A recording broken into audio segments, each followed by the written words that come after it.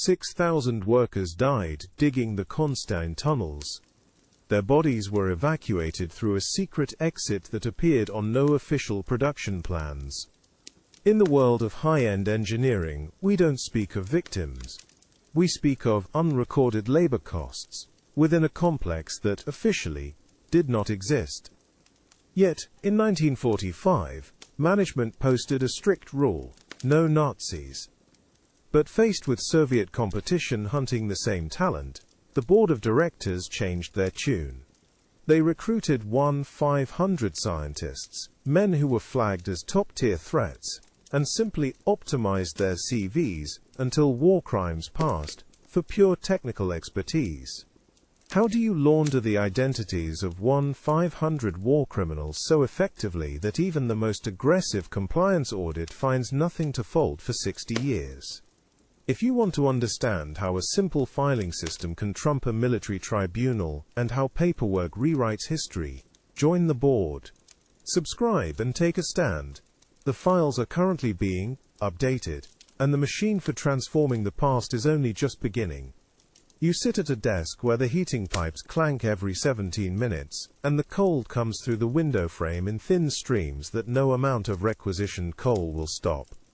The folder in front of you is olive drab, standard War Department issue, with a paperclip at the top corner that has left a small indentation in the cardboard. Inside, one photograph of a man in civilian clothes, 43 years old, engineering degree from Technical University of Berlin. Wartime work described in a single typed paragraph that uses the word propulsion research 4 times, and the word Peenemünde once. No mention of the facility 20 kilometers south. No mention of what was built there or who built it, or how many of them did not survive the work. The file is marked Shell, Werner Priority Technical Intelligence Target, pending JIOA Security Clearance Review. You have a red pen for marking inconsistencies. You have a stack of blank letterhead for retyping summaries that will replace the ones currently in the file. The work requires a certain practiced efficiency in not asking questions that have already been answered by someone above your pay grade. The photograph shows a man with thinning hair and round wireframe glasses, the kind of face you would pass on any Berlin street corner in 1938 without a second glance. The type summary beneath it describes his expertise in fuel injection systems and high-altitude combustion. Technical language that means he knows how to make a rocket fly higher and faster than the previous model. The US Army has determined this knowledge to be of significant strategic value. The Soviet Union has determined the same thing, and is currently offering better terms. You read the paragraph again: propulsion research, component testing, advanced systems integration. The sentence you are looking for is not there. You check the document log at the back of the file. 6 pages total. 3 attachments: university transcript, service record abstract, technical reference from a colleague whose name you recognize from a different file that came through here 2 weeks ago, and is now locked in the cabinet behind you. Clearance granted. You count the pages in the folder. 3. The heating pipe clanks. 17 minutes since the last one, near as you can tell without checking your watch. The missing pages are not noted in the document log. There is no strike-through, no annotation indicating removal for classification review, no routing slip showing transfer to a higher clearance level. The log says 6. The folder contains 3. The discrepancy exists in that perfectly quiet way that means someone has already decided it does not require explanation. You make a note in the margin with the red pen: document inventory discrepancy, query origin file. The note will be read by your supervisor, who will route it to the appropriate section, where it will be reviewed by someone whose name you do not know in an office that does not appear on the building directory. Then the file will come back to your desk, with the discrepancy resolved, which in practice means the log will be retyped to match the contents, and the original log will be destroyed per standard document control procedures. This is how the work is done, efficiently, without ceremony. The files come to you incomplete, and leave your desk complete, and the completeness is achieved through a process that requires attention to detail and a functional understanding that some questions are rhetorical. You set the shell file aside and pull the next folder from the stack. The telephone rings in the adjacent office. 2 rings, then silence. Someone picked up. Outside the window, Frankfurt is going dark. The streetlights are coming on in the sections where the electrical grid has been restored, yellow pools of light in a landscape that is still more rubble than architecture. The occupation is 18 months old. The war has been over long enough that people have stopped using the phrase "the war" to mark time, but not long enough that the streets look like streets instead of gaps between buildings that are still standing. You open the next file. The photograph shows a younger man, mid-30s, dark hair, no glasses. The summary describes expertise in guidance systems and trajectory calculation. Mittelwerk is mentioned once, in a subordinate clause describing his role as technical consultant to production operations. Technical consultant. You have read 43 files in the past 6 weeks. You have learned the vocabulary. Research facility means weapons production complex. Technical consultant means he was there when the work was done. Production operations means the tunnels carved into the Konstein mountain by prisoners who worked in 12-hour shifts until approximately a third of them died, though that figure does not appear in any file, and you learned it from a British intelligence summary that circulated briefly before being reclassified above your clearance level. The man in the photograph was a technical consultant. He consulted on techniques.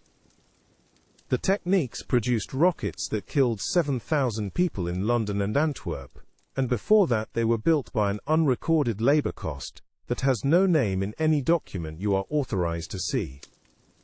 You are authorized to see his university transcript and his technical reference letter and the summary that describes his work in terms that will pass a security clearance review conducted by men who need to believe that what they are approving is propulsion research and not something else. You pick up the red pen. The shell file sits at the corner of your desk where you left it. 3 pages in a folder that should contain 6, waiting for a query that will be resolved by retyping the log. Somewhere in this building 3 pages exist that describe what Werner Schell did during the war, in language that was accurate enough to be classified and specific enough to be removed. You will never see those pages. You will see the file after it has been cleaned, and you will certify that the cleaned version is accurate and complete, which it will be by the time you certify it, because accuracy is a quality that can be revised. The heating pipe clanks. You make a note in the margin of the second file, the same note you made in the first. 90 document inventory. Confirm complete. The stack on your desk contains 11 more folders. You will finish them before you leave tonight, because that is the work, and because the alternative is leaving them until tomorrow, and tomorrow there will be 11 more after these. The coal smoke smell is coming through the window now, mixing with the paper dust from the file room down the hall. The city is burning its furniture to stay warm. The occupation authority has requisitioned most of the remaining coal for military operations and essential civilian heating, which in practice means the German civilians are burning whatever burns, and the smell is the smell of a city that is still losing the war in small, cold increments. You finish the second file and reach for the third. The light is fading outside. The desk lamp casts a yellow circle across the folder in front of you, and beyond that circle the office is dim, and the shadows are pooling in the corners, where the coal smoke smell is strongest. Your shift ends at 1800 hours. You have 2 hours left and 11 files to process. The math is simple. 11 files, 2 hours, approximately 10 minutes per file if you work without stopping. You will work without stopping. The third file contains 5 pages. The log says 5. The count matches. You read the summary, mark 2 inconsistencies in the technical reference dates, and initial the review page at the back. The heating pipe will clank again in 14 minutes. You do not check your watch. You know. The coffee in the canteen tastes like chicory and burned grain, which means it is not coffee, but the occupation substitute that passes for coffee, when actual coffee is reserved for officers above the rank of major. You drink it anyway. The canteen is in the basement, 2 floors below your office, in a room that used to be a storage depot for the Reich Postal Service, and still has the metal sorting racks bolted to one wall. The racks are empty now. The room holds 6 tables, a coffee urn that makes noise like a struggling engine, and a bulletin board covered in routing schedules and supply requisition forms that nobody reads. It is 7:30 in the morning. Your shift starts at 0800. You are early, because being early means you get the desk by the window before Whitfield takes it. And Whitfield has been here 3 months longer than you, and believes that seniority entitles him to natural light. The coffee is hot. That is the only positive attribute it possesses. Across the table, Morrison is reading a document, with the slow, deliberate focus of someone who is trying to determine whether the document is saying what it appears to be saying, or whether there is a second meaning underneath the first. Morrison handles industrial contracts. His files are about machine tools and precision equipment, and he spends most of his day confirming that the lathe being shipped to Fort Bliss is the same lathe described in the procurement request and not something else. They changed the approval routing again, Morrison says without looking up. 3rd time this month. You drink the coffee, it does not improve. Colonel Montague's signature is now required on all priority transfers, Morrison continues, but only for cases originating in the British occupation zone.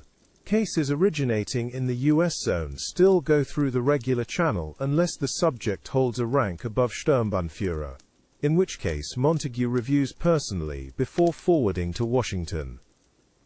Sturmbannführer, equivalent to major, you say. Correct. Which means if your scientist was important enough to get promoted, but not important enough to make SS Oberführer, you do not need the colonel's signature. But if he was British captured and handed over to us under the intelligence sharing protocol, you do need it, regardless of rank. Morrison sets the document down and drinks his own coffee with the expression of a man who has accepted that this is what coffee is now. You know what this is, Morrison says. You wait. This is a filtration system. They are creating procedural complexity to limit the number of cases that require high-level review. British transfers get extra scrutiny, because the British are keeping better records and asking questions. US captured subjects slide through on technical review alone, unless they are senior enough that their absence would be noticed. You say nothing. Morrison is right, but being right out loud in the canteen is a thing you do only when you are 3 months away from the end of your posting, and have stopped caring about the performance review that determines your next assignment. Morrison leans back in his chair. I processed a machinist yesterday, Dachau labor supervisor, according to the original British intelligence assessment. The form that came to my desk described him as a production efficiency consultant. I checked the name against the British file index. Same man, different job title. Did you approve him? I noted the discrepancy and sent it up for clarification. It came back with the British reference removed, and a memo explaining that the initial assessment was based on incomplete information and has since been revised. I approved him. The coffee urn makes a sound like it is digesting something it should not have eaten. The system works like this, Morrison says. The original intelligence report gets filed in a registry that requires Level 4 clearance to access. The summary that goes into the immigration file is based on the original report, but rephrased to remove specific references that would trigger automatic disqualification under the Truman Directive. The summary is not inaccurate, it simply describes the subject's work in terms that emphasize technical skills over institutional affiliation. If someone later requests the original report, they are informed that the report is classified, and they do not have the clearance. If they do have the clearance, They are informed that the report has been superseded by updated information, and the updated version is what matters for immigration purposes. Which is the summary you approved? Which is the summary I approved? Yes. Morrison finishes his coffee and stands. You are going to see a lot of files where the pieces do not fit together. The pieces are not supposed to fit together. The pieces are supposed to exist in separate files that do not cross-reference, so that the person reviewing the immigration application sees only the sanitized summary, and the person reviewing the intelligence file sees only the raw data that will never be attached to a visa. You are the hinge. Your job is to make sure the hinge does not squeak. He picks up the document and folds it into his jacket pocket. I will see you upstairs.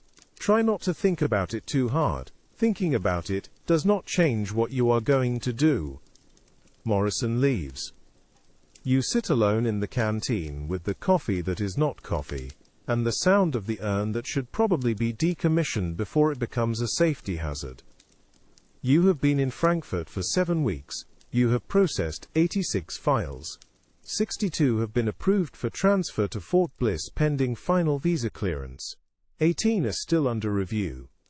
6 have been rejected, though rejected means they were transferred to a different program under a different administrative code, and you do not know where they went after that. Not one file you have seen contains the word prisoner. Not one file you have seen contains the word camp. The word Mittelwerk appears in 17 files, always in the same phrasing. Technical liaison to production operations at the Mittelwerk Research Facility. The word Dora does not appear at all, which is notable because Dora was the name of the camp that supplied the labor for the Mittelwerk facility, and the camp existed for 2 years, and 20,000 prisoners passed through it, and a third of them died there. The absence of the word is louder than most of the words that are present. You finish the coffee and stand. The canteen is still empty. Upstairs, the files are waiting in the locked cabinet that you will open with the key on the ring in your pocket. And you will read them. And you will mark the discrepancies that require clarification. And the clarifications will come back with the discrepancies resolved. And you will approve the files because that is the function you serve in a system that has already decided what it needs, and has built the procedural infrastructure to get it. Morrison is right. Thinking about it does not change what you are going to do. The stairs are narrow and the light is dim, and you take them slowly because the building is old and the risers are uneven, and the last thing you need is to turn an ankle before your shift starts. By the time you reach the second floor, the coffee has settled into a familiar bitter weight in your stomach, and you are ready to sit at the desk by the window and open the first file and begin the work that is, technically, the only work that matters. The shell file is still on your desk where you left it last night, 3 pages in a folder that should contain 6, sitting on top of the morning's delivery stack like a small bureaucratic landmine that has not yet decided whether to detonate. You do not open it first. You open the file underneath it. A routine technical review for a radar specialist whose wartime work is described in sufficient detail that you can approve him in under 4 minutes. Signature, date, file closed. The stack is smaller by 1. The shell file sits there. Outside the window, a truck is grinding through the intersection, where the rubble has been pushed to the sides but not removed, and the gears are protesting the incline in a way that suggests the truck is overloaded and the driver is hoping momentum will solve the problem. It does not. The truck stalls. You hear the engine cough twice, catch, then settle into an idle that sounds expensive to maintain. You pull the next file from the stack. A chemist, age 51, expertise in synthetic fuel production, wartime work at a facility whose name you do not recognize, and which is not cross-referenced in any index you have access to. The summary is brief. The technical evaluation is glowing. Someone in the Chemical Warfare Service wants this man very badly, and has attached a memo explaining why in language that emphasizes strategic value, and does not mention what was synthesized or where. You initial the approval box and move the file to the completed stack. The shell file sits there. The heating pipe clanks. Right on schedule. You open the shell file and read the summary again, looking for the thing you missed last night. The sentence that would explain why 3 pages are missing, and why the document log was not updated to reflect their removal. The summary does not explain this. The summary describes Werner Schell as a propulsion engineer with 12 years of experience in rocket motor design, graduating first in his class from Technical University of Berlin in 1933. Employed continuously in aerospace research from 1934 through May 1945, when he surrendered to American forces in Bavaria, along with a filing cabinet full of technical documents that are now stored in a vault at Wright Field, and have been assessed as highly valuable by 3 separate review boards. Propulsion engineer, rocket motor design, aerospace research. The file does not mention where the research was conducted. It does not mention who else was conducting it. It does not mention the name Werner von Braun, which is an absence so glaring that it functions as a presence, because von Braun ran the only rocket research program in Germany that mattered, and if Schell worked in rocket motor design from 1934 to 1945, he worked for von Braun, and if he worked for von Braun he worked at Peenemünde, and if he worked at Peenemünde, he knew about the Mittelwerk facility 20 kilometers south, where the rockets were built by prisoners who did not survive to see them fly. You turn to the second page. A list of technical publications, 12 articles in aeronautics journals between 1936 and 1943, titles that mean nothing to you but presumably mean something to the men at Wright Field, who assessed them as highly valuable. The publications stop in 1943, no explanation for the 2-year gap between the last publication and the end of the war. You turn to the third page. A single paragraph describing Schell's surrender. Presented himself to the 44th Infantry Division on May 9, 1945, 4 days after German surrender, carrying identity papers and a letter of introduction written in English explaining his work and offering his services to the American military scientific effort. The letter is not attached to the file. The letter is presumably one of the 3 missing pages. You sit back in the chair and look at the folder. The document log says 6 pages. The folder contains 3. The missing pages are the letter of introduction, the original intelligence assessment from the officer who accepted Schell's surrender, and presumably some kind of biographical detail that was specific enough to require removal. You have been doing this work for 7 weeks. You have learned to read the gaps. The letter of introduction was removed because it contained language that would not survive a State Department review. The intelligence assessment was removed because it described Schell's wartime work in terms that were accurate in May 1945 and inconvenient in October 1946. The biographical detail was removed because it contained a fact that could not be revised, only deleted. The fact was probably his SS rank, or his party membership number, or the name of a commanding officer who is currently standing trial at Nuremberg, or all 3. You make a note in the margin. Cross-reference subject name against personnel records. Peenemünde Research Facility, 1943 to 1945. The note is more specific than the note you made last night. The note will produce a more specific response, which will tell you whether the personnel records still exist in a form you are allowed to see, or whether they have been reclassified into the same vault, where the original assessments go to die. The telephone rings on Whitfield's desk. 3 rings, then silence. Whitfield is not in yet. The call will route to the duty officer downstairs. You close the Schell file and set it aside, not on the completed stack, not on the query stack, but in the narrow space between the 2, where files go when they are waiting for information that may or may not arrive in a form that resolves the question you asked. The next file in the stack is marked Gruner, Heinrich, Routine Technical Review, Aerodynamics Specialist, no flags. You open it and begin reading. You are halfway through the technical evaluation when the door opens, and Whitfield comes in carrying a folder of his own and a cup of coffee that smells significantly better than the canteen substitute you drank an hour ago. "You are in my chair," Whitfield says. "You were late.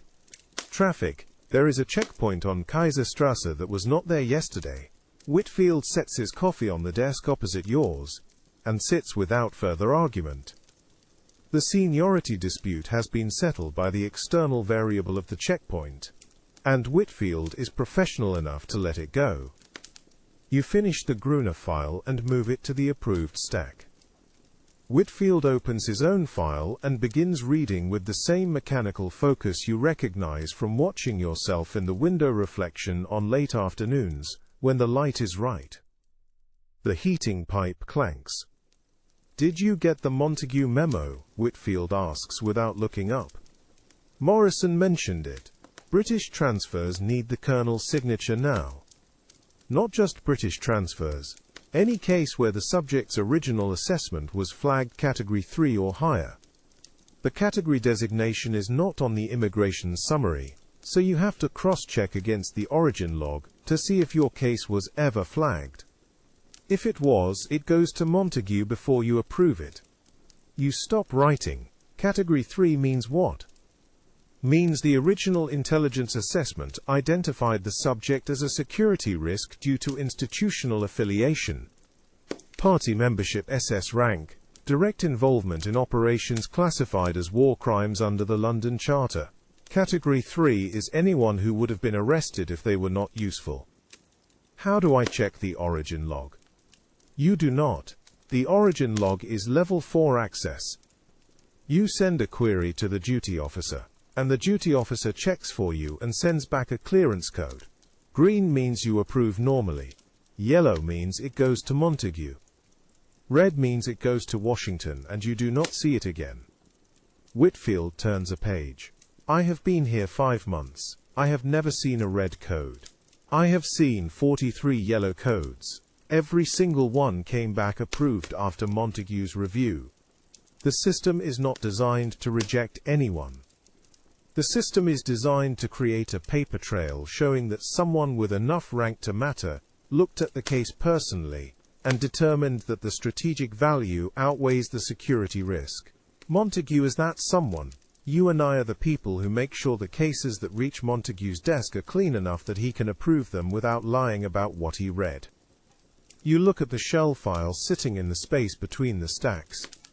"I have a case with 3 missing pages," you say. Whitfield does not look up.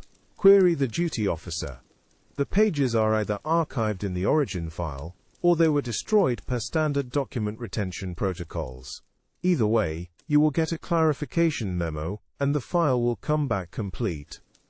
Complete meaning the log will be retyped to match the contents. Correct. And if the missing pages contained information that would trigger a yellow code, then the case will route to Montague and you will get it back approved. Or, it will not route to Montague, because the missing pages are missing for a reason, and the reason is that someone above Montague already decided this case does not require his review. Whitfield closes his file and looks at you directly for the first time since he sat down. You are going to see a lot of files that do not make sense. You are going to have questions about why certain information is missing, or why certain assessments were revised. You are not going to get answers to those questions. You are going to get clarification memos that resolve the procedural discrepancy without explaining the underlying reason. This is how the work is done. If you cannot do the work without needing to understand the reason, you should request a transfer now before you waste 6 months developing a conscience that will get you reassigned to a postal unit in Munich. Whitfield picks up his coffee and drinks it while maintaining eye contact in a way that suggests the speech is over and the conversation is finished. You turn back to your desk and pull the next file from the stack. The truck outside has resolved its momentum problem and is grinding up the incline in first gear, and the sound is loud enough that you cannot hear the heating pipe when it clanks again, but you know it has, because you have been here long enough to feel the rhythm even when you cannot hear it. The file in front of you is marked Vogel, Ernst Propulsion Specialist, age 39, no flags. You begin reading. The shell file sits in the space between the stacks, 3 pages in a folder that should contain 6, waiting for the clarification that will make it complete. Outside the window, Frankfurt is waking up into another cold morning, and somewhere in this city there is a second German scientist arriving with credentials that check out and a file that tells a different story about the same war, and by the end of the week both files will cross your desk and you will read them both, and you will approve them both, and the discrepancies will be resolved by a system that has already decided what it needs, and has built the procedural infrastructure to get it without asking you to understand why. The file cabinet drawer slides open at 0843 hours. Third drawer from the top. The metal makes a sound like a small concession being granted. Not quite smooth, not quite stuck. You pull the folder marked Shell Dr. H Supplemental and set it on your desk without opening it immediately. The supplemental files exist because the primary files are incomplete. This is not unusual. What is unusual is that the supplemental files are kept in a different cabinet, indexed under a different naming system, and require a separate authorization to access. You authorized yourself this morning. Technically, you are permitted to do this. The authorization form is carbon copied and filed. Someone will review it eventually. Eventually is not now. You open the folder. The first page is a photograph, black and white. 7 men in SS uniforms, standing in front of what appears to be a research facility. The quality is poor. The print was made from a negative that had been folded. You can see the crease running vertically through the center of the image. Third man from the left, Dr. Heinrich Schell. Younger. No eyeglasses yet. The uniform fits him well. Which means it was tailored. Which means he wore it often enough to justify the expense. The photograph is stamped on the back. Captured material Peenemünde Archive, the 12th of May 1945. This photograph was not in the primary file. You set it aside and continue. Second page, a personnel evaluation dated 1943. The evaluation is in German. Your German is functional but not fluent. The key phrases are clear enough. Demonstrates exceptional technical aptitude. Works well under supervision. Shows appropriate ideological alignment with program objectives. The evaluation is signed by someone whose name you recognize from a different file. That file is now in Texas. That person is now teaching propulsion theory to American engineers. Third page, a list of publications, journal articles, conference presentations. Most of them are in German scientific journals that no longer exist, because the buildings that housed them no longer exist. One title stands out. Laminar Flow Characteristics in Supersonic Boundary Layers, published 1944, co-authored with 2 other names you recognize. You make a note on your pad. Cross-reference Boundary Layer Research, Fort Bliss Archive. Fourth page, a transfer order. Shell was moved from Peenemünde to a facility in Bavaria in January 1945. The reason given: reassignment per Directive 19A. You do not know what Directive 19A was. You make another note. Fifth page, a medical record. Routine physical examination. Nothing remarkable. Blood pressure normal. Vision corrected with lenses. The examining physician's signature is illegible. Sixth page, an interrogation summary dated June 1945. The interrogation was conducted by British intelligence. Shell answered questions about his work at Peenemünde. The summary notes that he was cooperative. The summary also notes that he requested to speak with American authorities. The request was granted 2 weeks later. The 3 pages missing from the primary file are pages 2, 3, and 6 of this supplemental file. They were not missing. They were relocated. Someone moved them from the primary file to the supplemental file, which means someone reviewed both files, identified a problem, and solved it by creating organizational distance between the problem and the solution. You do not know who moved them. The supplemental file has no revision log. The heating pipe clanks. 17 minutes since the last one. Gruber arrives in 92 hours. He will ask to see the primary file first. Then he will ask if supplemental materials exist. He asks this question in every audit. You return to the photograph. 7 men. Third from the left. The uniform was tailored. He wore it often enough.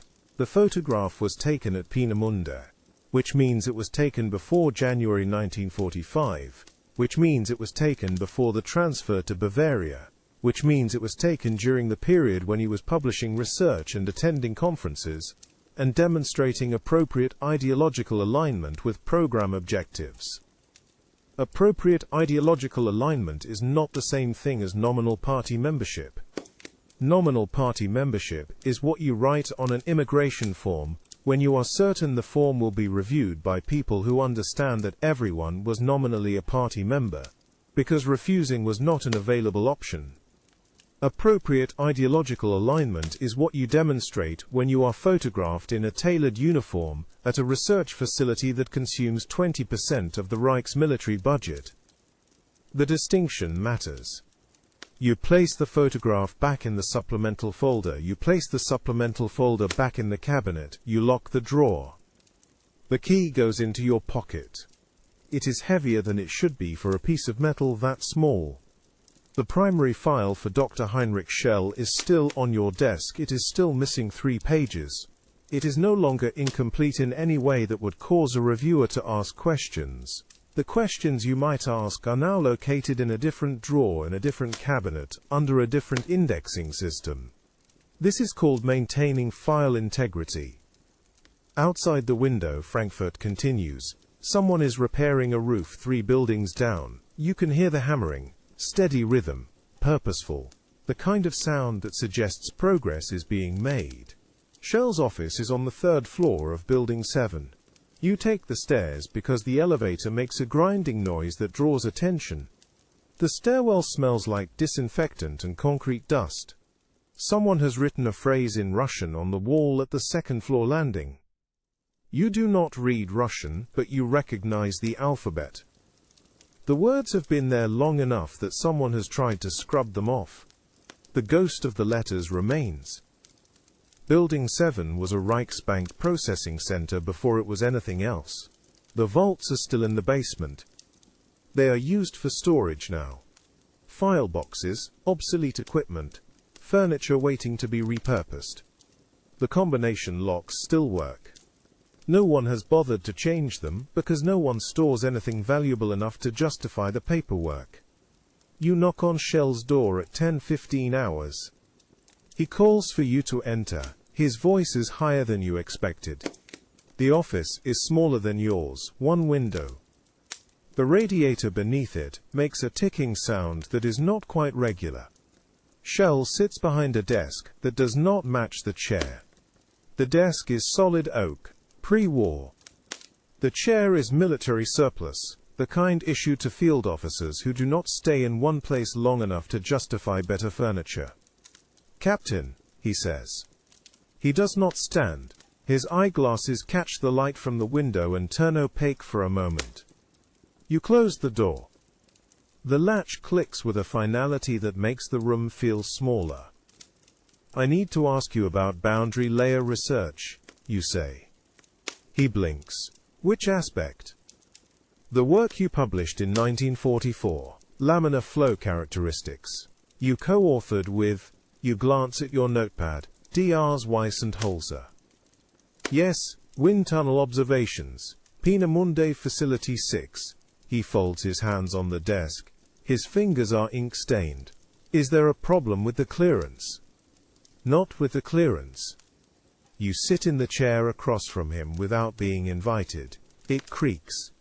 The sound fills the space between his last word and your next one. "I need to know if the techniques described in that paper were classified by the Reich government at the time of publication." Schell considers this. The radiator ticks 4 times. No, he says. The results were classified. The techniques were not. The techniques were, he pauses, searching for the English word, conventional. Standard wind tunnel procedure. The results were unexpected, which is why they were classified after publication. After. The journal went to print before the evaluation committee met. An administrative error. His tone suggests this is the only explanation he will provide. You make a note. Who was on the evaluation committee? I do not remember all the names. Do you remember any of the names? He removes his eyeglasses. Cleans them with a handkerchief he pulls from his pocket. The handkerchief is embroidered with initials that are not his. Dr. Weber chaired the committee. He is dead. Nordhausen, February 1945. The facility was bombed. You wait. Dr. Lindemann was also present. Schell continues. He is in Argentina, I believe. And Dr. Haupt, I do not know where Dr. Haupt is. You write the names. Anyone else? There may have been others. The committee met 16 months before the collapse. My memory of administrative meetings is not precise. 16 months before the collapse puts the meeting in January 1944. The paper was published in March. 2 months is not long enough for administrative error. 2 months is long enough for intentional delay. Did you request the delay, you ask? Schell replaces his eyeglasses. I do not understand the question. Did you request that the paper be published before the committee met? No. Did anyone? Not to my knowledge. You close your notepad. The office is warm. The radiator has stopped ticking and started hissing instead. A high, thin sound like steam, escaping through a crack too small to see. Dr. Schell, you say, I need you to understand that the work you did at Peenemünde is going to be reviewed by people who do not make distinctions between classified results and unclassified techniques. If there is anything in your publication record that could be misinterpreted, I need to know now. He looks at you for a long moment. His eyes are grey. The kind of grey that might be blue in different light. There is nothing, he says. You stand. The chair creaks again. Thank you for your time. He nods. Does not stand. You are at the door when he speaks again. Captain. You turn. The techniques were conventional, he says. But the laminar flow persisted at Mach 1.4. No one had observed that before. That is why the results were classified. Not because of what we did. Because of what we found. You nod. Open the door. The hallway is empty. Somewhere on the first floor a typewriter is clattering. The sound is rapid and purposeful, the rhythm of someone who has 30 pages to complete before the end of the day. You descend the stairs. At the second floor landing the Russian phrase is still there. The ghost letters. You still do not know what they say. At your desk you open Schell's primary file again. You add a note. Boundary layer research. Techniques unclassified. Results classified post-publication January 1944. Administrative error per subject statement. Cross-reference Weber deceased. Lindemann, Argentina. Haupt, location unknown. The note is accurate. It is also incomplete. The incompleteness is in what you do not write. That Schell's eyes are grey. That his handkerchief has someone else's initials, that he cleaned his glasses before answering the question about the evaluation committee. These details do not belong in a file. They belong in the part of your memory that understands the difference between what someone says and what someone means. The clock on the wall shows 10:47 hours. Gruber will be here in 90 hours. He will read this note. He will ask the same questions you asked. Schell will give him the same answers. The answers are true. That is not the same thing as complete. The memorandum arrives at 15:20 hours. Interoffice. Typed on the thin paper that tears if you handle it wrong. The signature at the bottom is Schell's. A compressed series of angles that looks more like a schematic than a name. Request for materials access, supplemental technical review.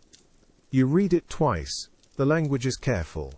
He is requesting access to wind tunnel data from Peenemünde Facility 6. Observation logs from January through March 1944, and any associated computational worksheets that were transferred to American custody as part of the technical archive seizure. The request does not explain why he needs these materials. The request does not acknowledge that these materials are classified above his current clearance level.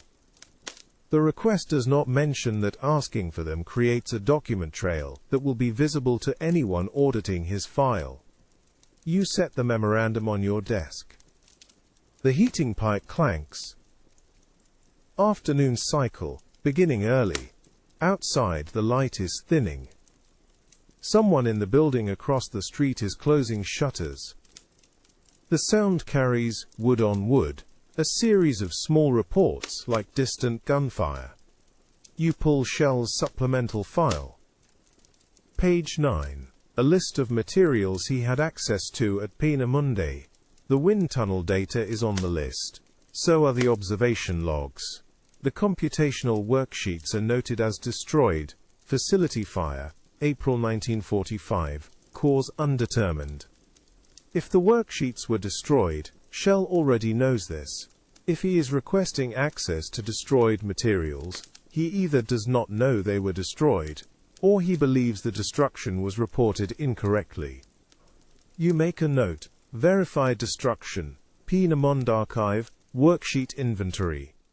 The memorandum sits on your desk. It requires a response. The response can be yes, no, or pending review.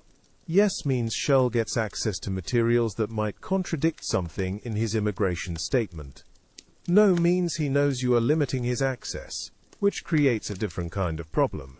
Pending review means delay, which is another word for time. You do not have time. Gruber arrives in 88 hours. You pull a fresh sheet of paper. Carbon set, 3 copies. You type. Memorandum, RE, access request, Dr. H. Shell, the 19th of October 1946. Request received and under review. Access determination pending verification of current classification status for requested materials. Estimated response, the 22nd of October 1946. You sign it. The carbon copies go into 3 files: Shell's primary, Shell's supplemental, and the daily action log. The original goes into an envelope. You seal it and write Shell's name and office number on the front. The envelope sits on your desk for 11 minutes, while you consider whether to deliver it now or wait until tomorrow. Tomorrow means he waits longer, which means he has more time to wonder why the response is delayed. Now means he receives it during business hours, which is normal. You stand. Take the envelope. The corridor is empty except for a sergeant you do not recognize carrying a box of files. He nods as you pass. You nod back. The stairs to the 3rd floor are the same stairs you climbed this morning. The Russian phrase is still there at the 2nd floor landing. The ghost letters. You still do not know what they say, but the shape of them is familiar now. Building 7 is quiet at this hour. Most of the offices are empty. The doors are closed but not locked. You can hear a radio playing somewhere. American Forces Network. A news broadcast about grain shipments to Berlin. The voice is calm and factual, the tone of someone reading information that has already been verified. Shell's office door is closed. You knock. No answer. You wait. Knock again. Still no answer. You try the handle. Locked.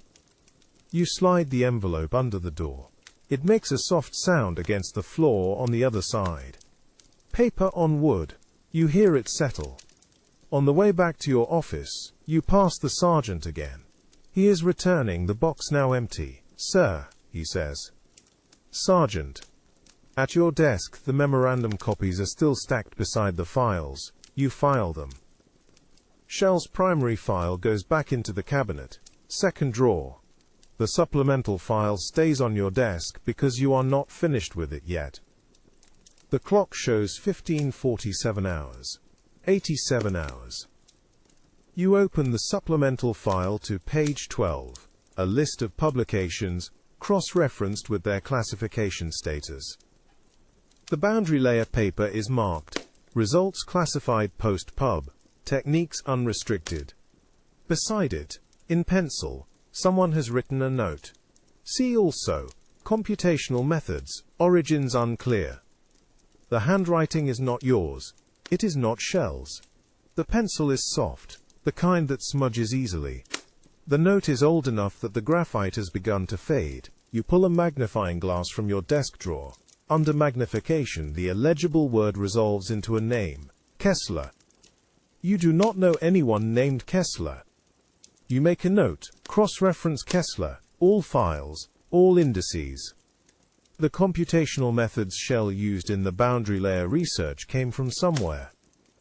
If they came from Kessler, and Kessler's origins are unclear, then the chain of provenance leads back through people whose files you do not have access to, or whose files do not exist because they were never captured, or whose files exist but are held by a different agency in a different city, under a different classification system.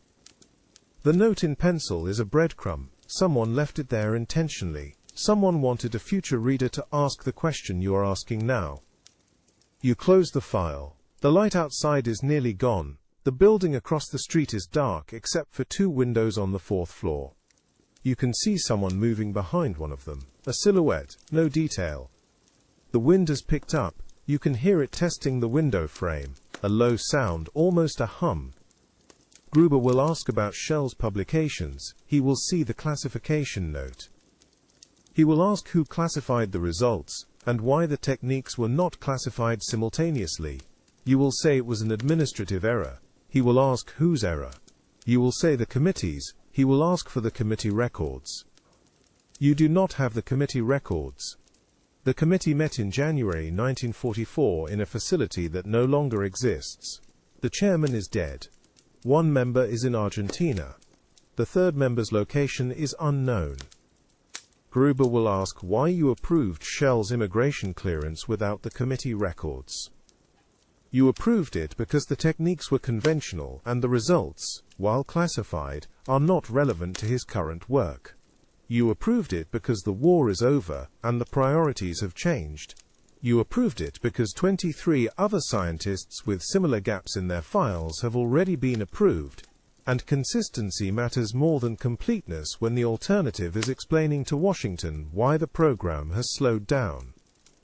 These are not reasons you can put in a memorandum. The heating pipe clanks twice. The rhythm is wrong. Too close together. You return Shell's supplemental file to the locked drawer. The key goes into your pocket. Tomorrow you will search the indices for Kessler. Tomorrow you will verify whether the computational worksheets were actually destroyed, or merely reported as destroyed. Tomorrow you will draft a response to Shell's access request that delays the decision without denying it outright. Tonight, the work is filing, sorting, making certain that what exists on paper matches what exists in memory, and that the gaps between them are small enough to be called reasonable. The window rattles. The wind is stronger now. The Shell file sits in the middle of the cleared desk. Around it, a stack of 16 other files waiting for review, each one a different configuration of the same problem. You reach for the first one. Name, Becker. Field, Aerodynamics. Previous employment, Deutsche Forschungsanstalt für Segelflug. The file is complete. 6 pages, no gaps, all signatures present. The approval stamp is dated 3 weeks ago, countersigned by Colonel Montague. The file goes into the completed stack on your left.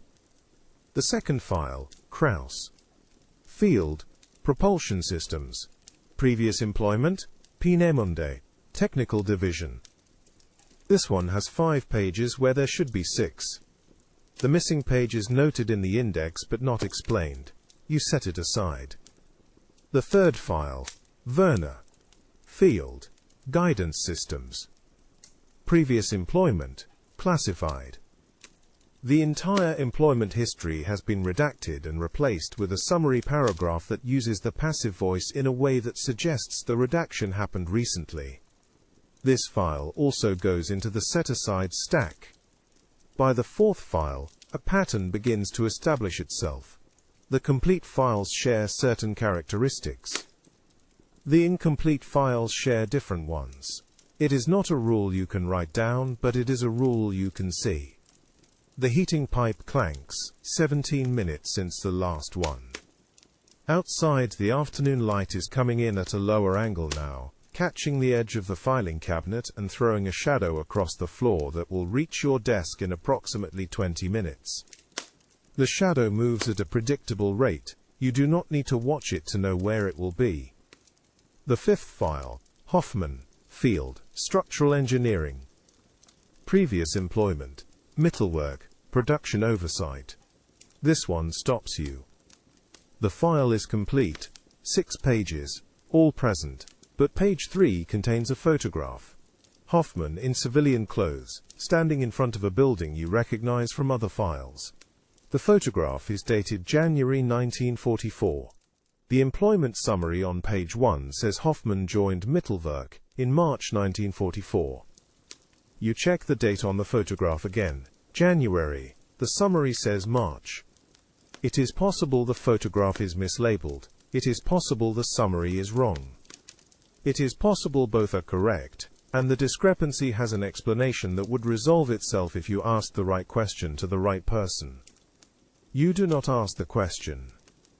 Instead, you make a note on a separate piece of paper, Hoffman, photograph date discrepancy, page 3, and place the file in the completed stack. The note goes into the locked drawer with the others. The sixth file is shell again. You did not put it back in the stack, but somehow it has returned to the middle of the pile, as if the desk itself has decided the file is not finished. You set it aside for the second time today.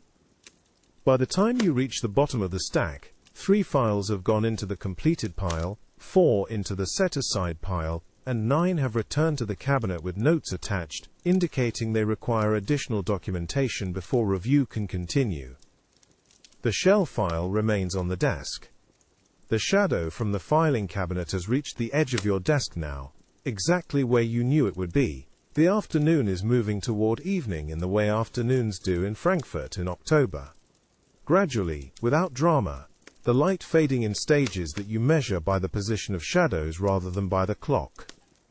You have not checked the time in 40 minutes.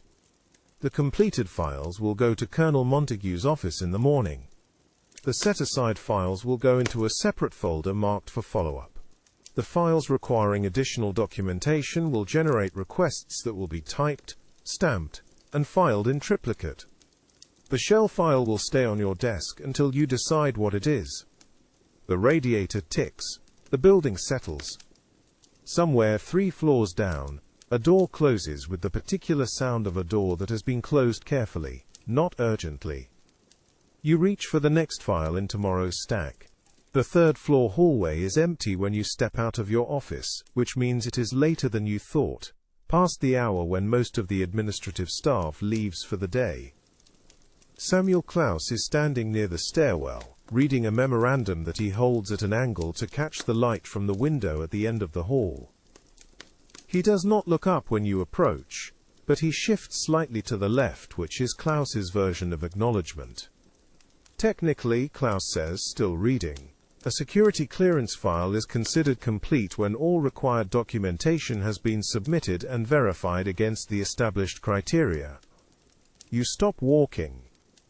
Pursuant to the directive issued in September, Klaus continues, turning a page. Verification includes confirmation that the subject's stated employment history matches available records from captured German documentation. He folds the memorandum and looks at you for the first time. The shell file, he says. It is not a question. Yes. 3 pages missing. Yes. Klaus nods once, a small economical movement that conveys neither approval nor disapproval. The missing pages were removed before the file reached your desk or after. Before. By whom? I don't know. Klaus considers this. But you have a theory. You do have a theory, you do not say it. Klaus adjusts his glasses, a habitual gesture that appears to serve no optical purpose. The interesting thing about missing documentation, he says, is that its absence is itself a form of documentation. It indicates someone made a decision about what should not be preserved, or what should not be easily accessible. That is another possibility. Klaus returns the memorandum to his jacket pocket. I submitted a query regarding the shell file approximately 3 weeks ago. The query was acknowledged but not answered. Yesterday I received a response indicating that the file is currently under review and that further information will be provided when available. Who signed the response? Colonel Montague. The hallway is quiet. Somewhere below, the sound of a typewriter, someone working late, or someone who has nowhere else to be. The query I submitted, Klaus says, was not about missing pages, it was about a discrepancy in the employment dates listed for Shell's time at Peenemünde. The dates in the immigration file do not match the dates in the original captured personnel records. By how much? 6 months. The immigration file shows Shell arriving at Peenemünde in January 1943. The captured records show July 1942. You do not ask what happened during those 6 months. Klaus would not tell you if he knew, and if he knew, he would have said it already. The response from Colonel Montague, Klaus continues, stated that the discrepancy had been noted and would be addressed during the review process.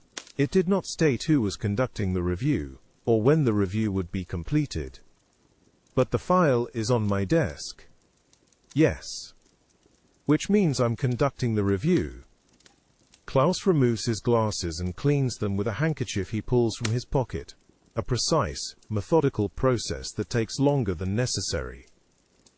Technically, he says, returning the glasses to his face, you are conducting a completeness assessment. The review is a separate process that occurs after completeness has been certified. And if the file cannot be certified as complete, then it returns to the originating office with a request for additional documentation.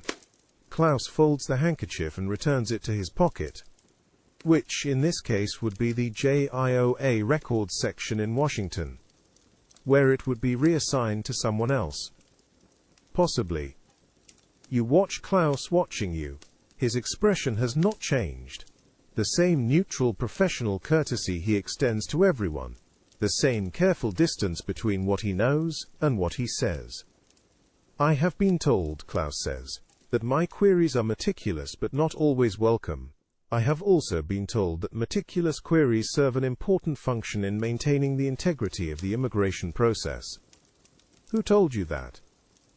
Colonel Montague. Klaus glances toward the window at the end of the hall, where the light is beginning to fade. He told me this approximately 4 hours before he signed the response to my query about the shell file. The typewriter below has stopped. The building is settling into evening. The particular quiet that comes when most people have left, and the ones who remain are here because leaving would not change anything. The memorandum I was reading, Klaus says, is a directive from the State Department regarding the documentation standards for immigration cases involving former German military personnel. It specifies that any discrepancy between stated employment history and captured records must be resolved before clearance can be granted. When was it issued? 2 days ago. Does Colonel Montague know about it? I delivered a copy to his office this morning. Klaus adjusts his glasses again, though they have not moved. Technically, he says, the directive requires that all pending cases be reviewed for compliance within 30 days. After 30 days, cases that remain unresolved must be referred to the State Department for additional review. How many pending cases are there? 47. How many of those cases have discrepancies? Klaus does not answer immediately. When he does, his voice has the same neutral tone, but something underneath has shifted. Not louder, not quieter, just different. All of them, he says. The hallway is empty now except for the two of you. Outside, the sound of a vehicle passing, a jeep probably, from the engine pitch. The sound fades. I have made a copy of the directive, Klaus says, and placed it in your mailbox. For your reference.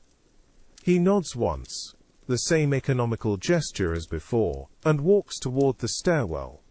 His footsteps are precise and evenly spaced. He does not look back. You stand in the hallway for another moment, listening to the building settle, and then you return to your office where the shell file is still sitting on your desk, exactly where you left it.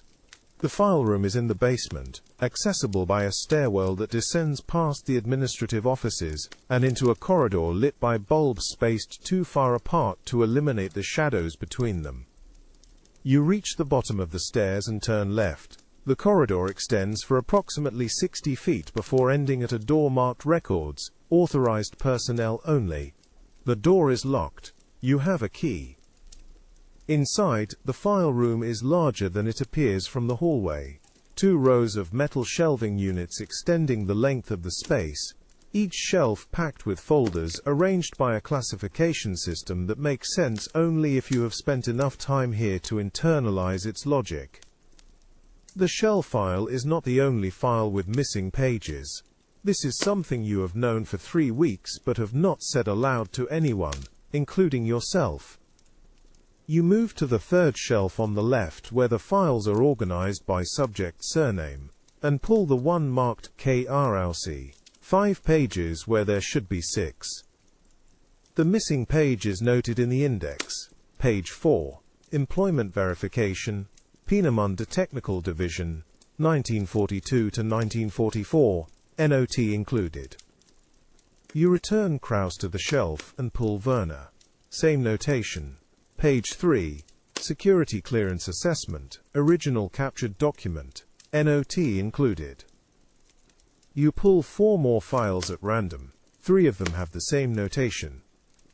The 4th file is complete, but page 2 has been retyped. The paper stock is different, slightly newer, and the typewriter font does not match the rest of the document. You return the files to their proper positions and move to the second row of shelving, where the files are organized by date of intake, rather than by name. These files arrived in the past 6 weeks. You pull the first one, Hoffman. The employment summary says, March 1944. The photograph on page 3 is dated January 1944. You noted this discrepancy earlier today. What you did not note was that page 5, the page containing Hoffman's security assessment from the original German personnel file, has been removed and replaced with a summary paragraph that does not cite its source. You check the index. The original page is listed as not available, original document destroyed during transfer. You return Hoffman to the shelf. The file beside it is Becker. You pull it. Complete file, all signatures present, approval stamp dated 3 weeks ago. You flip to page 4, where the employment verification should cite the original captured document. It does cite the document. The citation includes a file number, a date, and a classification level. The citation is formatted correctly. It is also, you realize as you read it a second time, completely generic. It could apply to any of 50 different documents, and probably does. The light in the file room flickers once, a brief dimming that corrects itself before you can decide whether to be concerned. The building's electrical system is old. The flickers are common. You have learned not to notice them. You return Becker to the shelf and stand in the aisle between the 2 rows of files, listening to the silence that is not quite silence, the building settling, the radiator ticking somewhere above, the faint hum of the electrical current in the light fixtures. The file room contains approximately 1,200 files. You have reviewed 47 of them in detail. Of those 47, 32 have missing pages, replaced pages, or citations that do not withstand close examination. This is not a pattern you discovered. This is a pattern someone built and then invited you to discover by assigning you to review the shell file. You check your watch. 1847 hours. 73 hours until Colonel Gruber arrives. On the shelf marked Intake, PENDING Review, you find a folder you have not seen before. It is thinner than the others, only 2 pages inside. The first page is a memorandum, typed on JIOA letterhead, dated 2 days ago. 2. Case Officers, Frankfurt Section. From Administrative Records, Washington. RE. Anonymous Correspondence. Subject Shell. An anonymous letter was received by this office on the 17th of October 1946, containing information regarding Dr. Friedrich Schell, subject file number 2847A. The letter alleges that subject Schell held a position at Peenemünde from July 1942 through March 1945, contradicting the employment dates currently listed in subject's immigration file, January 1943 through March 1945. The letter includes specific reference to a facility inspection conducted in November 1943, during which subject Schell was allegedly present and identified by rank as SS Obersturmführer. This allegation contradicts subject's stated affiliation, currently listed as civilian technical contractor. The letter was unsigned and contained no return address. Postmark indicates origin within the American occupation zone. Handwriting analysis is pending.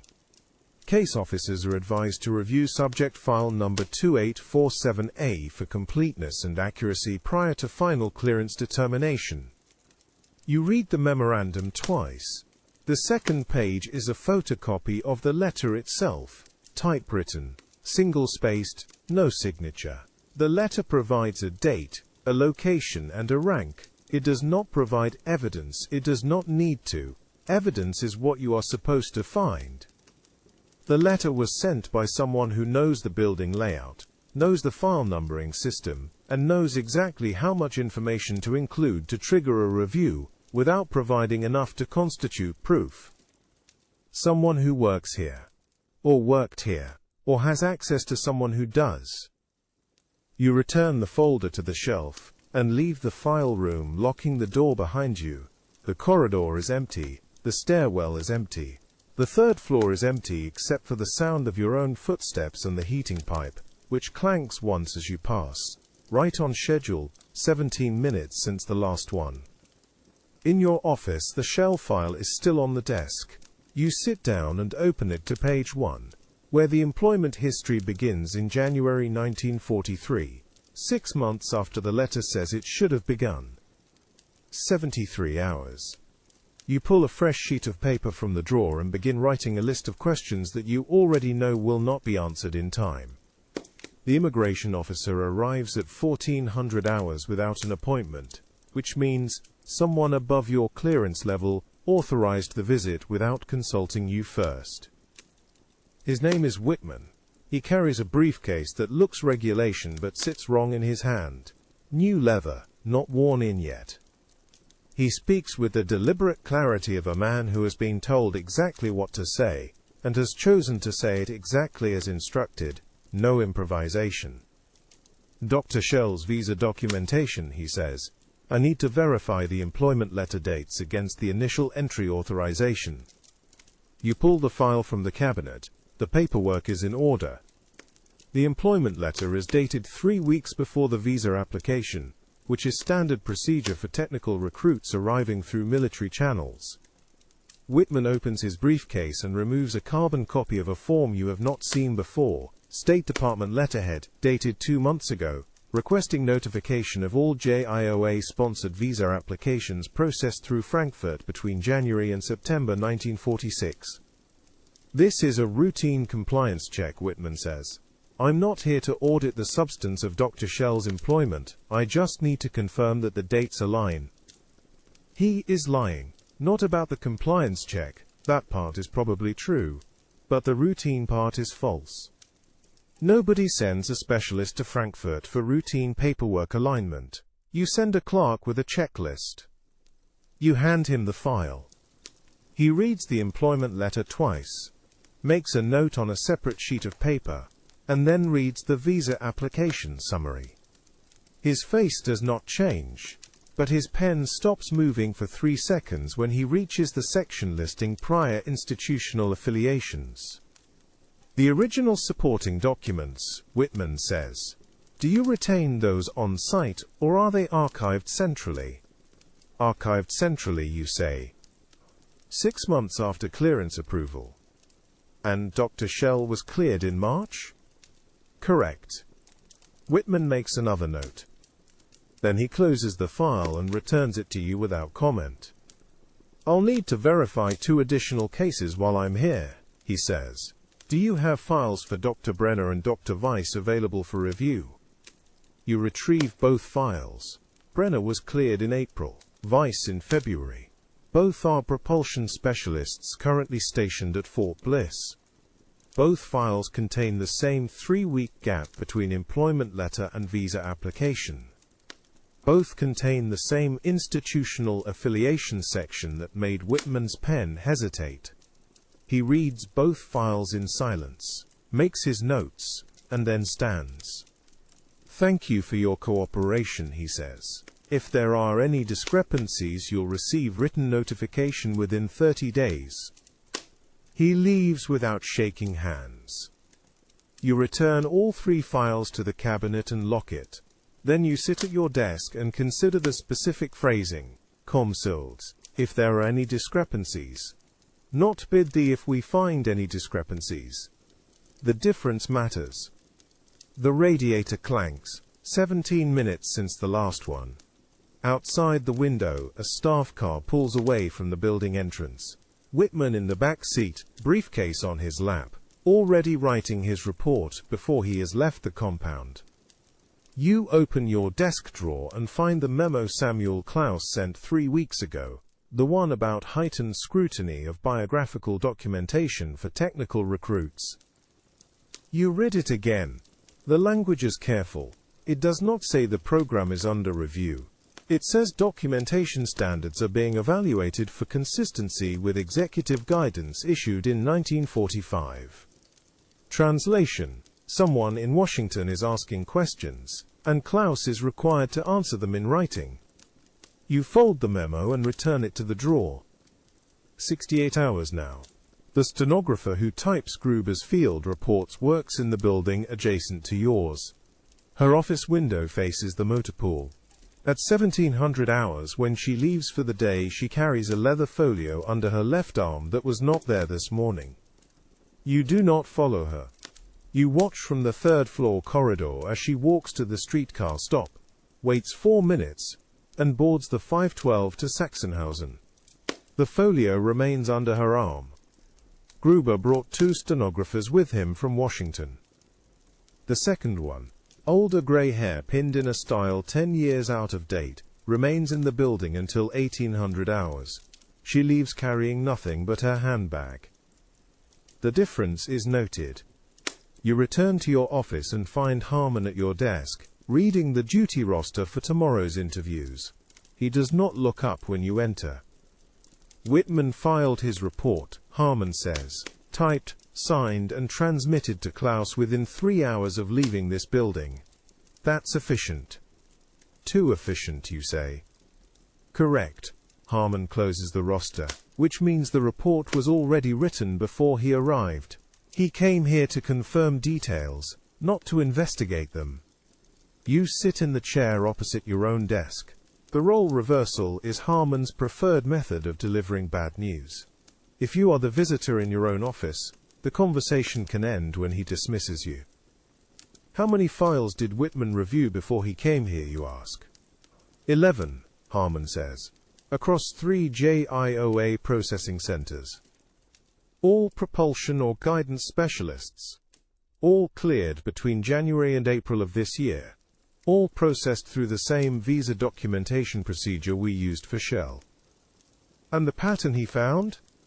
Employment letters consistently dated 3 weeks prior to visa applications. Institutional affiliation sections consistently vague. Security clearance summaries consistently shorter than the classified source documents they reference. Harmon opens his cigarette case and then closes it without taking one. The problem is not that the pattern exists. The problem is that the pattern is visible to anyone who looks at more than 5 files in sequence. Gruber will look at more than 5. Gruber has already looked at 40, Harmon says. He has requested an additional 60 files currently archived in Washington. The request was approved this morning. You say nothing. The arithmetic is clear. Harmon stands. Tomorrow's interviews begin at 0800. Gruber will speak with you third. The first 2 interviews are clerks. Low stakes. Calibration questions. By the time he reaches you, he will know which questions produce useful answers and which produce evasion. Do not evade. Understood. Do not volunteer information. Do not fill silences. Do not explain procedures unless he asks for procedural explanations. If he asks why institutional affiliations are summarized rather than listed in full, the answer is that full institutional histories are retained in classified annexes cross-referenced by file number. That is true, that is sufficient. Harmon walks to the door and then stops. The stenographer with the folio, she is not the problem. She is carrying carbons of interview transcripts to a document courier, who will transmit them to Washington tonight. That is her job. The problem is that Gruber is generating transcripts faster than Klaus can suppress them. He leaves. You remain in the visitor's chair for 3 minutes. Then you move back to your own desk and open the personnel directory. You find the entry for Gruber, Harold P., Colonel, JAGC. His listed permanent duty station is Fort Meade, Maryland. His listed supervisor is a brigadier general in the Inspector General's office, whose name you recognize from a memo about court-martial proceedings against black market operators in Munich. Gruber is not an administrator, he is a prosecutor. You close the directory? The building is quiet, most of the staff has left. The cleaning crew will arrive at 1900 hours. You have 90 minutes to review every file Gruber has requested for tomorrow's interviews, and to identify which questions he will ask based on which details are missing. You begin with Brenner's file. The institutional affiliation section lists German Aerospace Research, 1938 to 1945, without naming specific facilities. The classified annex, which Gruber will not see unless he requests it by name, lists Peenemünde and 3 subsidiary testing ranges. You make a note. If asked about Brenner's wartime employer, refer to the annex by file number. Do not summarize aloud. The telephone rings. You do not answer it. After 6 rings, it stops. You continue with Weiss's file. The employment letter is dated March 3rd. The visa application is dated March 24th. The clearance approval is dated April 2nd. The timeline is correct, but the speed is not. Standard visa processing for non-military applicants takes 6 to 8 weeks. Technical recruits processed through JIOA channels receive approvals in 3.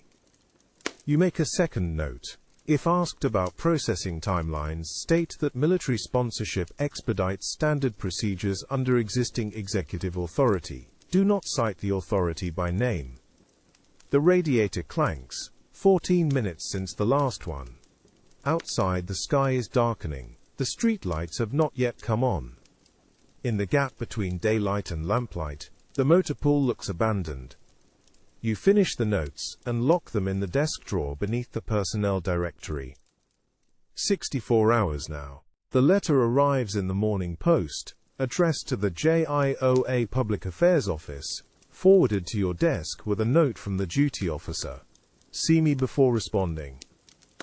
The letterhead reads, Potamore Sun *, Washington Bureau. The signature belongs to a reporter named Everett Willis, whose byline you recognize from a series of articles about displaced persons camps published last spring. The tone is polite, the questions are not. I am preparing a story about the resettlement of European scientists and engineers under US military sponsorship. I understand that several specialists in propulsion and guidance systems have received expedited visa approvals for employment at Army research facilities in Texas and New Mexico.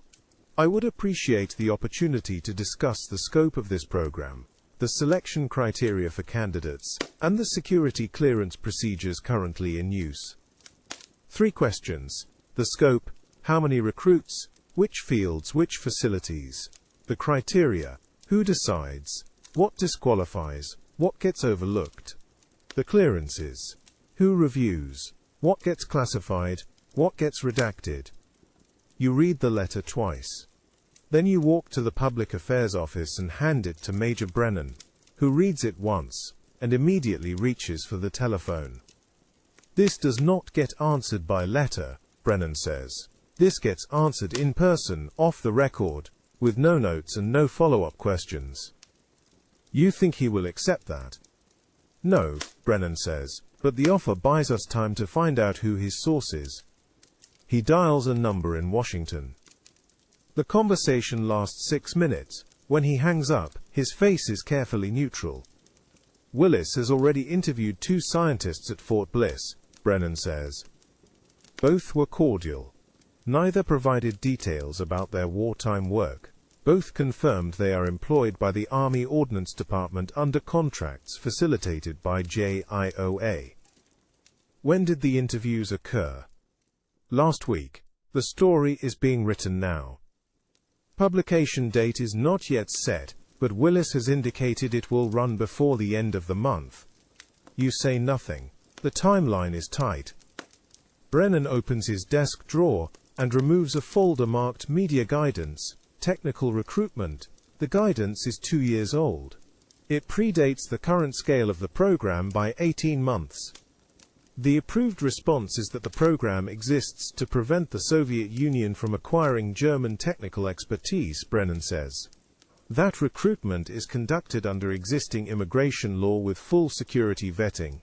That all candidates are evaluated individually based on their scientific contributions and their potential value to U.S. national defense. And if he asks about institutional affiliations? The guidance does not address institutional affiliations. You return to your office. The letter remains on your desk. You read it a 3rd time, paying attention to the phrasing. Willis does not ask whether the program exists. He asks about its scope. He does not ask whether security clearances are required. He asks about the procedures currently in use. He already knows the answers. He is asking you to confirm them on the record. You draft a response. The tone is cooperative. The content is minimal. You confirm that JIOA facilitates the employment of European technical specialists under military sponsorship. You state that all candidates undergo security clearance reviews conducted in accordance with War Department regulations. You offer to arrange a background briefing with appropriate personnel if Mr. Willis submits his questions in writing 2 weeks in advance. 2 weeks. Enough time for Gruber to finish his audit, and for Klaus to decide whether the program survives the findings. You type the response, sign it, and place it in the outgoing post. The stenographer with the grey hair walks past your office at 1100 hours. She is carrying a folder. You do not recognize the classification markings on the cover, but you recognize the routing slip attached to the front. Inspector General's office, priority delivery. She does not look at you as she passes. You return to your desk and calculate the timeline. Gruber's interviews conclude tomorrow. His preliminary report will be submitted within 72 hours. Klaus will have 1 week to respond before the findings are forwarded to the Secretary of War's office. Willis's story will publish in the same window. You open the desk drawer and remove the memo from Klaus. You read it again. The language remains careful. But the subtext is clearer now. NIME documentation standards are being evaluated for consistency with executive guidance. Translation. Someone is building a case and Klaus cannot stop them alone. The telephone rings. This time you answer. Major Harmon would like to see you, the operator says. He is in conference room C. You walk to conference room C. Harmon is standing at the window, watching the motor pool. He does not turn when you enter. The journalist, Harmon says. What did you tell him? Nothing useful. That is not the same as nothing. You hand him the carbon copy of your response. He reads it in silence. 2 weeks, Harmon says. That moves the briefing to November. By November, the audit will be concluded, and the findings will be classified. Willis will receive a briefing that confirms the program exists, and provides no details about how it operates. And if he publishes anyway, then the story will be vague enough to generate questions but not specific enough to generate answers. Harmon folds the carbon and hands it back to you. That is acceptable. You return to your office. The afternoon stretches ahead. Outside, the motor pool is busy. A truck arrives carrying file boxes marked with War Department seals. 2 clerks unload the boxes and carry them into the building. 60 hours now. 56 hours now. The immigration paperwork arrives in the Morning Post with a notation in the upper right corner that reads, "Expedite. Director approval required." The form itself is standard. A request for biographical clarification on a pending visa application. But the file number matches Shell's case, and the questions listed in Section 3 are not standard at all. Ulipen's in Mundry employment history, January 1943 through May 1945.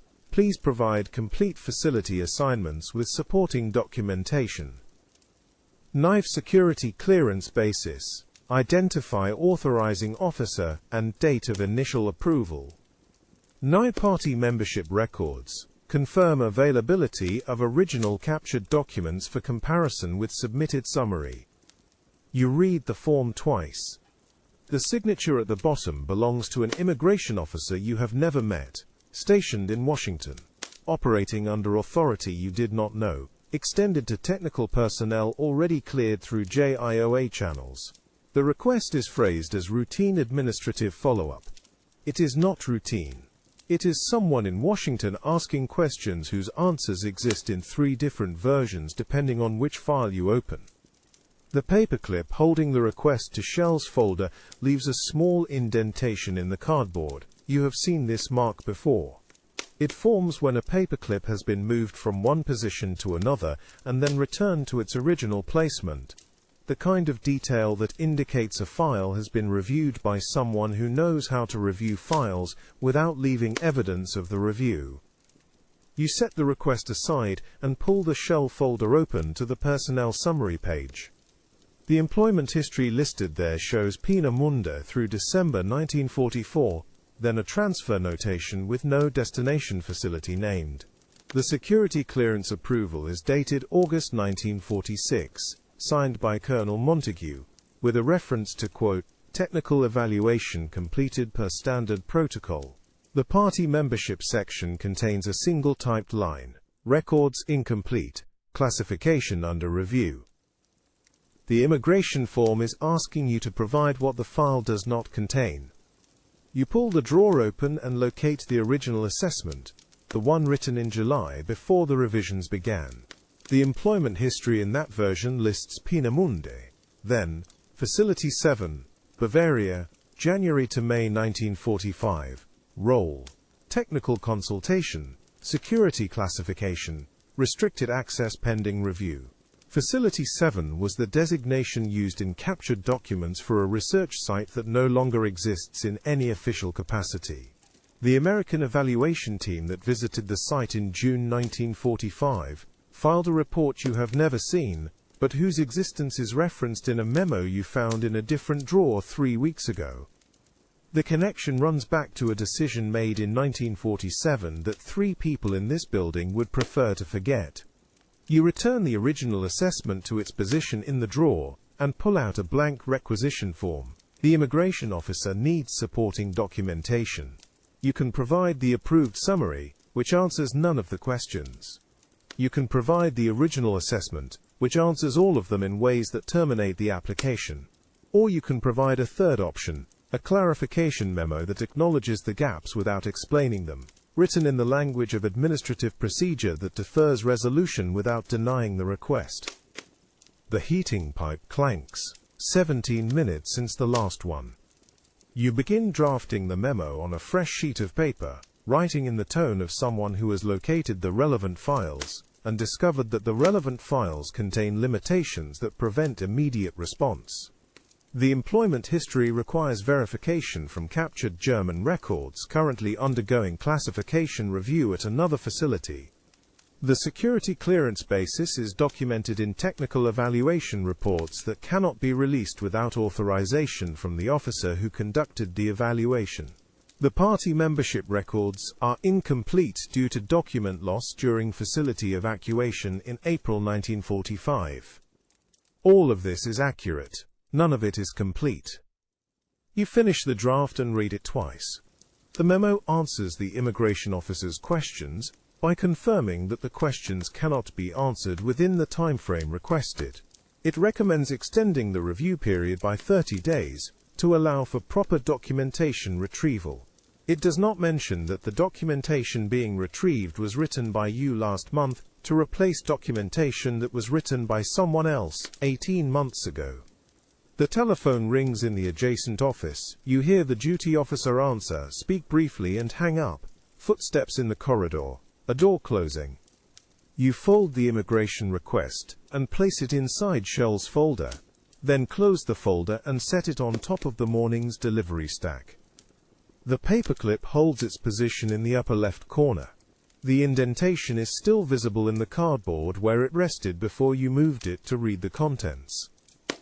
Somewhere in Washington, an immigration officer is waiting for your response. In 72 hours, Colonel Gruber will arrive in Frankfurt with subpoena authority and 2 stenographers. The clarification memo you just drafted will either satisfy the immigration office or generate a follow-up request that arrives while Gruber is conducting his audit. You place the draft memo in the outgoing correspondence tray and return Shell's folder to the locked cabinet. The weight of the file is the same as it was this morning. The sensation of carrying it is different. The Klaus memo sits in the restricted correspondence file where it has been sitting since September. 2 pages of legal analysis typed on State Department letterhead, arguing that the systematic revision of security clearance records violates the explicit terms of the President's directive and constitutes material fraud in immigration proceedings. You are reading it for the 3rd time this week because Colonel Gruber has requested copies of all interagency correspondence related to JIOA clearance procedures, and the Klaus memo is the kind of document that will require explanation if it appears in the file, and will require different explanation if it does not. The memo begins with a summary of the directive's language. No person found to have been a member of the Nazi Party and more than a nominal participant in its activities shall be brought to the United States, and proceeds through a careful analysis of what nominal participation means in the context of technical personnel who held ranks in SS organizations that administered facilities where forced labor was employed. Klaus does not use the word nominal participity. He uses the phrase administrative revision of captured records to achieve clearance outcomes not supported by original documentation. The effect is the same. The tone is not accusatory. It is the tone of an attorney identifying a legal problem that exists whether or not anyone wishes to acknowledge its existence. The memo was filed in September. The program continued in October. You are reading it in the 3rd week of October, while preparing a response to an immigration officer, who is asking questions that Klaus predicted would eventually be asked. Klaus is the JIOA legal advisor. He writes memos, they get filed. This is the extent of his authority. He has no enforcement power. He has no access to the operational files. He encounters you in hallways and asks clarifying questions in the dry register of someone confirming form numbers. He knows what you are doing. You know that he knows. The acknowledgement of this knowledge takes the form of brief exchanges about procedural timelines and documentation requirements that mean something different than what they say. You pull the memo from the file and read the concluding paragraph again. Pursuant to the concerns outlined above, I recommend suspension of all pending clearance applications until a comprehensive review of revision procedures can be conducted by an independent authority with access to both original captured documents and submitted immigration summaries. The current process creates legal exposure that cannot be mitigated through procedural refinement. The memo is dated September 12, 1946. It was routed through Colonel Montague's office on September 15. Montague's response, attached to the memo with a standard military paperclip, is a single paragraph on JIOA letterhead. Your concerns are noted.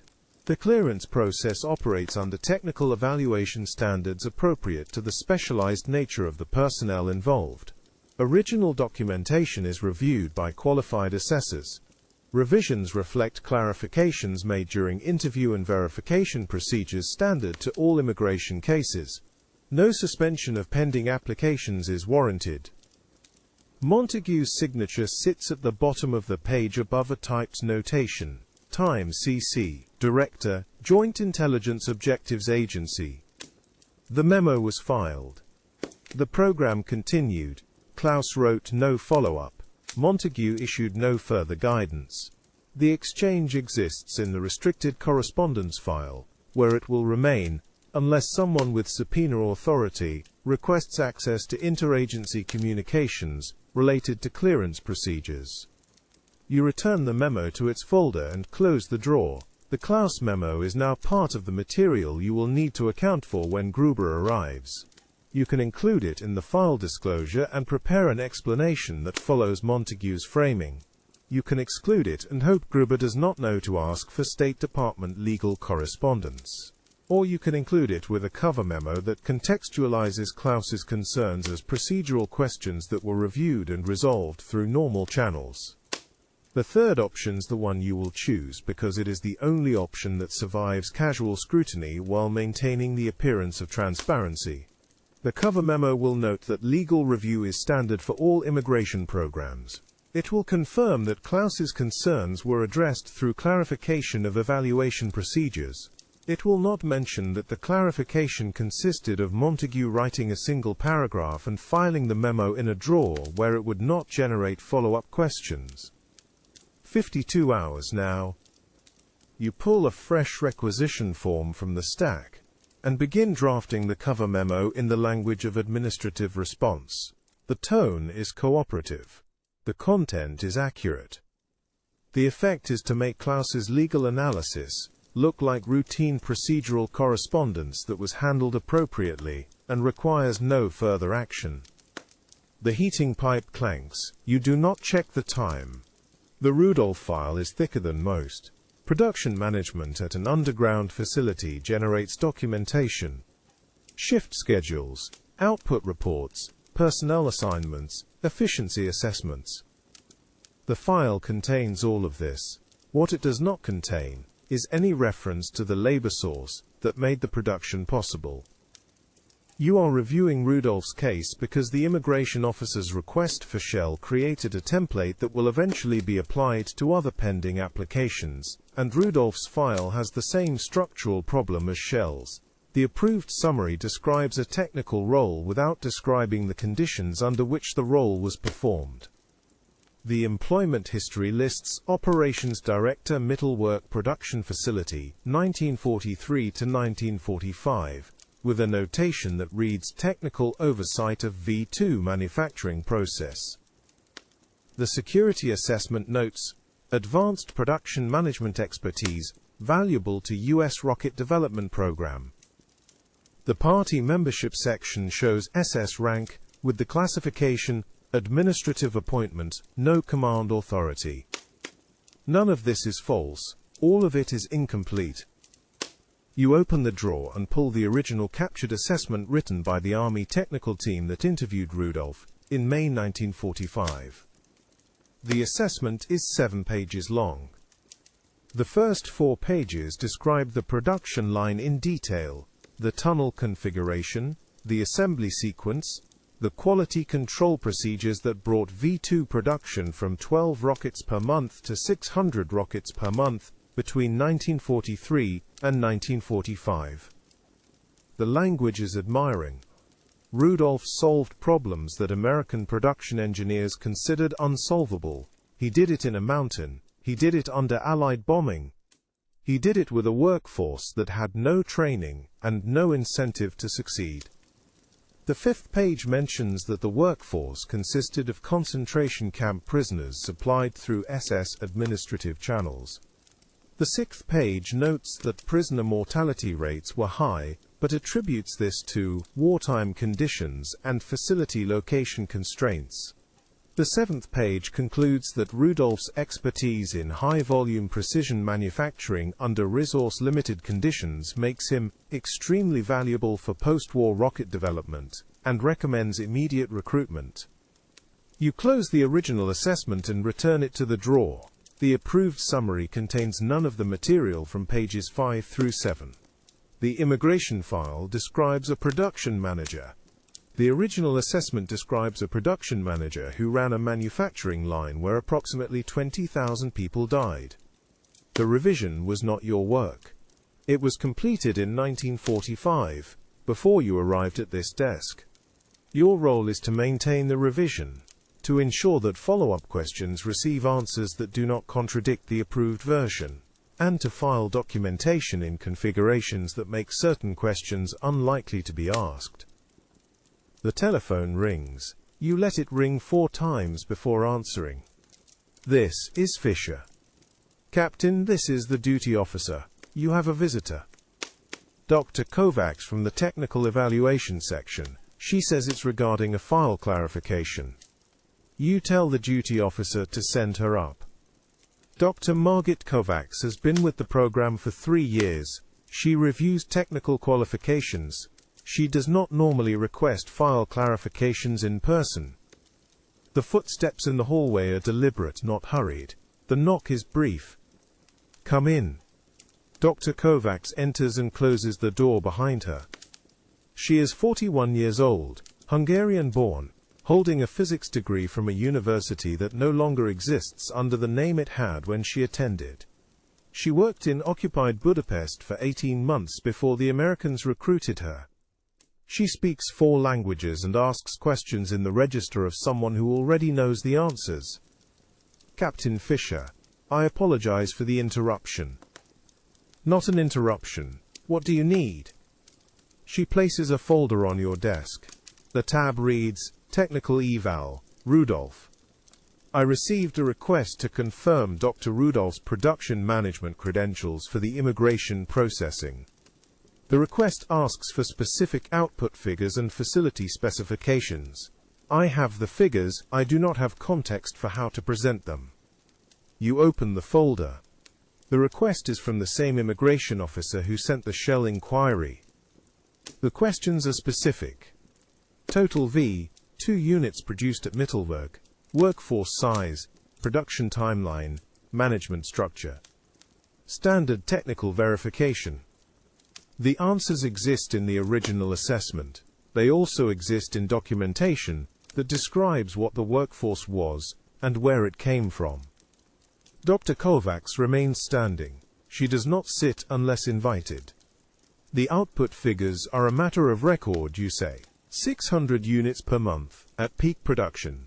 Facility operational from 1943 through March 1945. Management structure is documented in the technical assessment. Yes, the technical assessment. I have read both versions. You look up. Her expression has not changed. Both versions. You repeat.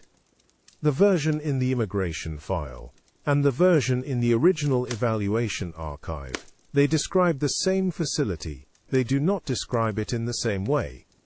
The heating pipe clanks 48 hours now. Dr. Kovacs, the immigration file contains the approved summary. That is the version that supports the application. I understand. I am asking how to answer questions about workforce composition. when the approved summary does not mention workforce composition. You set the folder down and meet her eyes. She has been waiting for someone to ask her the right question. You are not asking it, she is asking it for you. You answer that workforce details are not within the scope of technical evaluation. Production output and management capability are the relevant factors for visa qualification.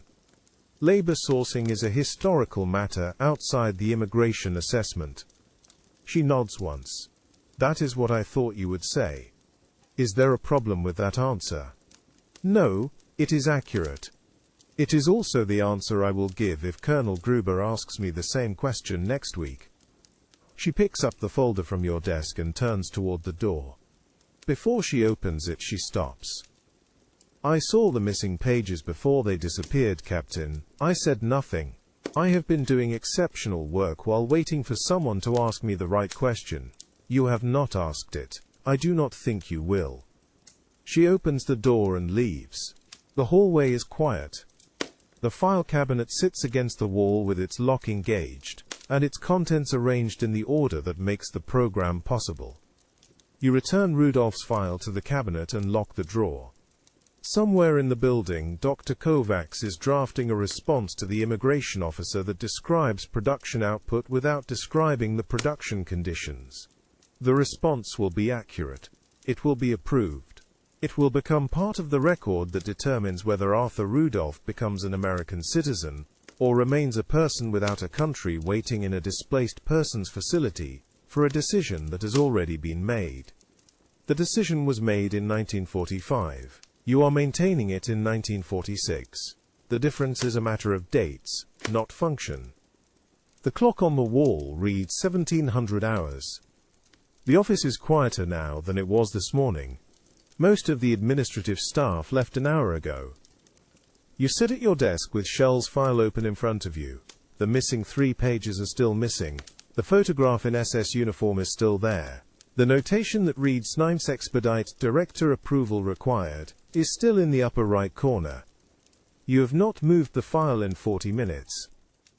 Outside the window, Frankfurt is settling into evening. The light is changing. Not gone yet, but softer, less direct. The kind of light that makes documents harder to read without turning on the desk lamp. You do not turn on the desk lamp. The decision is not complicated. 3 options exist. Report the missing pages through proper channels. Contain the issue by processing the clearance with a notation that documentation is incomplete, but technical value justifies expedited approval. Use the missing pages as leverage. Wait to see who asks about them first, and what they offer in exchange for your silence. None of these options is new. You have been sitting with them since this morning. The heating pipe clanks. 17 minutes have passed since the last one. The building operates on a schedule that does not adjust for human hesitation. You pull a clean sheet of paper from the drawer. Standard, JIOA, memorandum format. TO, * Colonel Montague. From, * case officer your name. RE, * security clearance review. Dr. Ernst Schell. File number 847P. You write 3 sentences. Then you stop. The problem is not what to write. The problem is that once you write it, the decision is made. The file leaves your desk. The process continues. Schell gets his clearance or he doesn't. The program continues under a different name or it doesn't. And none of it changes the fact that 6,000 workers died digging the Constin tunnels. You set the pen down. The coffee in the canteen is cold by now. The night shift will brew a fresh pot at 1800 hours. You could go downstairs, walk the hallway, clear your head. You do not move. Dr. Margit Kovacs works 3 floors above you. Hungarian-born physicist. 3 years into her contract, she saw the missing pages before they disappeared. Said nothing. Has been quietly doing exceptional work while waiting for someone to ask her the right question. You have not asked her the right question. The file sits in front of you. The paperclip on the top corner has left a small indentation in the cardboard. You notice this now. the way the metal presses into the surface when weight is applied over time. It does not take much pressure, just consistency. Footsteps in the hallway. Someone walking past your office without stopping. The sound fades. The building is almost empty now. Gruber's train arrives in 92 hours. He will not care about Shell specifically. He will care about the procedural gap, the missing pages, the expedite notation, the lack of proper documentation trail. He will care that someone made an exception and did not write down why. You pick up the pen again, write one more sentence. Knight at Science request guidance on procedural handling of incomplete documentation in cases where technical value may supersede standard clearance requirements. That is the sentence. That is what 3 months of processing atrocities as HR paperwork reduces to, a request for guidance on procedural handling. You do not sign it yet. The light outside is failing faster now. You turn on the desk lamp. The file looks different under direct light. Sharper, harder to ignore. The photograph of Shell in SS uniform is clearer. The missing pages are more obviously missing. You sign the memo. Fold it once. Place it in the outgoing correspondence tray on the corner of your desk. The decision is made. The building settles around you. Somewhere 3 floors up, Dr. Kovacs is locking her office door. Somewhere in Washington, Samuel Klaus's memo is sitting in someone's inbox. Somewhere a train is moving toward Frankfurt, with a man who believes he is investigating procurement fraud. The desk lamp hums, a small electrical sound barely audible, the kind of sound you only notice when everything else has gone quiet. The immigration return request arrives the next morning. Standard form. Blue ink. Filed in duplicate with carbon copy routing to State Department oversight. Request clarification. Dr. Ernst Shell employment authorization. Technical specialist classification or special immigrant status. The difference matters. Technical specialist requires clearance review every 6 months. Special immigrant status is permanent once granted. The form does not explain why the question is being asked now. The form does not need to explain. You place it on top of Shell's file. The stack is heavier than it was yesterday, not by much, just enough to notice when you lift it. The heating pipe clanks. The rhythm continues whether you are listening or not. Outside your window, Frankfurt is grey under morning cloud cover. Rain is coming. You can smell it in the air that seeps through the window frame. Cold, damp. The particular smell of a German autumn that reminds you this is not home and has never pretended to be. The telephone on your desk rings twice, then stops. Someone in another office picked up the call meant for them. The building is awake now. The night shift has gone home. The day shift is processing files that will cross your desk by 1400 hours. You open Shell's file again. The photograph is still there. The missing pages are still missing. The notation in the upper right corner has not changed. The immigration form asks a question you cannot answer without knowing which answer is wanted. Technical specialist keeps the review process active. Special immigrant closes it. Both options are available, both are defensible, neither is neutral. 88 hours now. Gruber's stenographers are packing their reference manuals, War Department regulation binders, cross-indexed by violation type. They will set up in the 3rd floor conference room and work through every file processed since April. Shell's folder will be in the 2nd batch they request. You draft a response, 2 sentences. Times Dr. Ernst Shell currently holds technical specialist classification pending final security clearance determination. Recommend consultation with State Department liaison before status modification. This is what containing the issue looks like. Not refusing to answer. Not answering incorrectly. Answering in a way that transfers the decision to someone else while appearing to be helpful. You place the draft in the outgoing tray. Do not seal it yet. The coffee from the canteen tastes the same as it did yesterday, chicory and burned grain. Not coffee, but the thing that replaces coffee when coffee is reserved for officers above the rank of major. You drink it anyway. The cup is warm in your hands. The heat spreads through your palms, up into your wrists. Small comfort. Temporary. The kind you take when larger comforts are not available. The rain begins at 10:00 hours. Light at first. You can hear it start.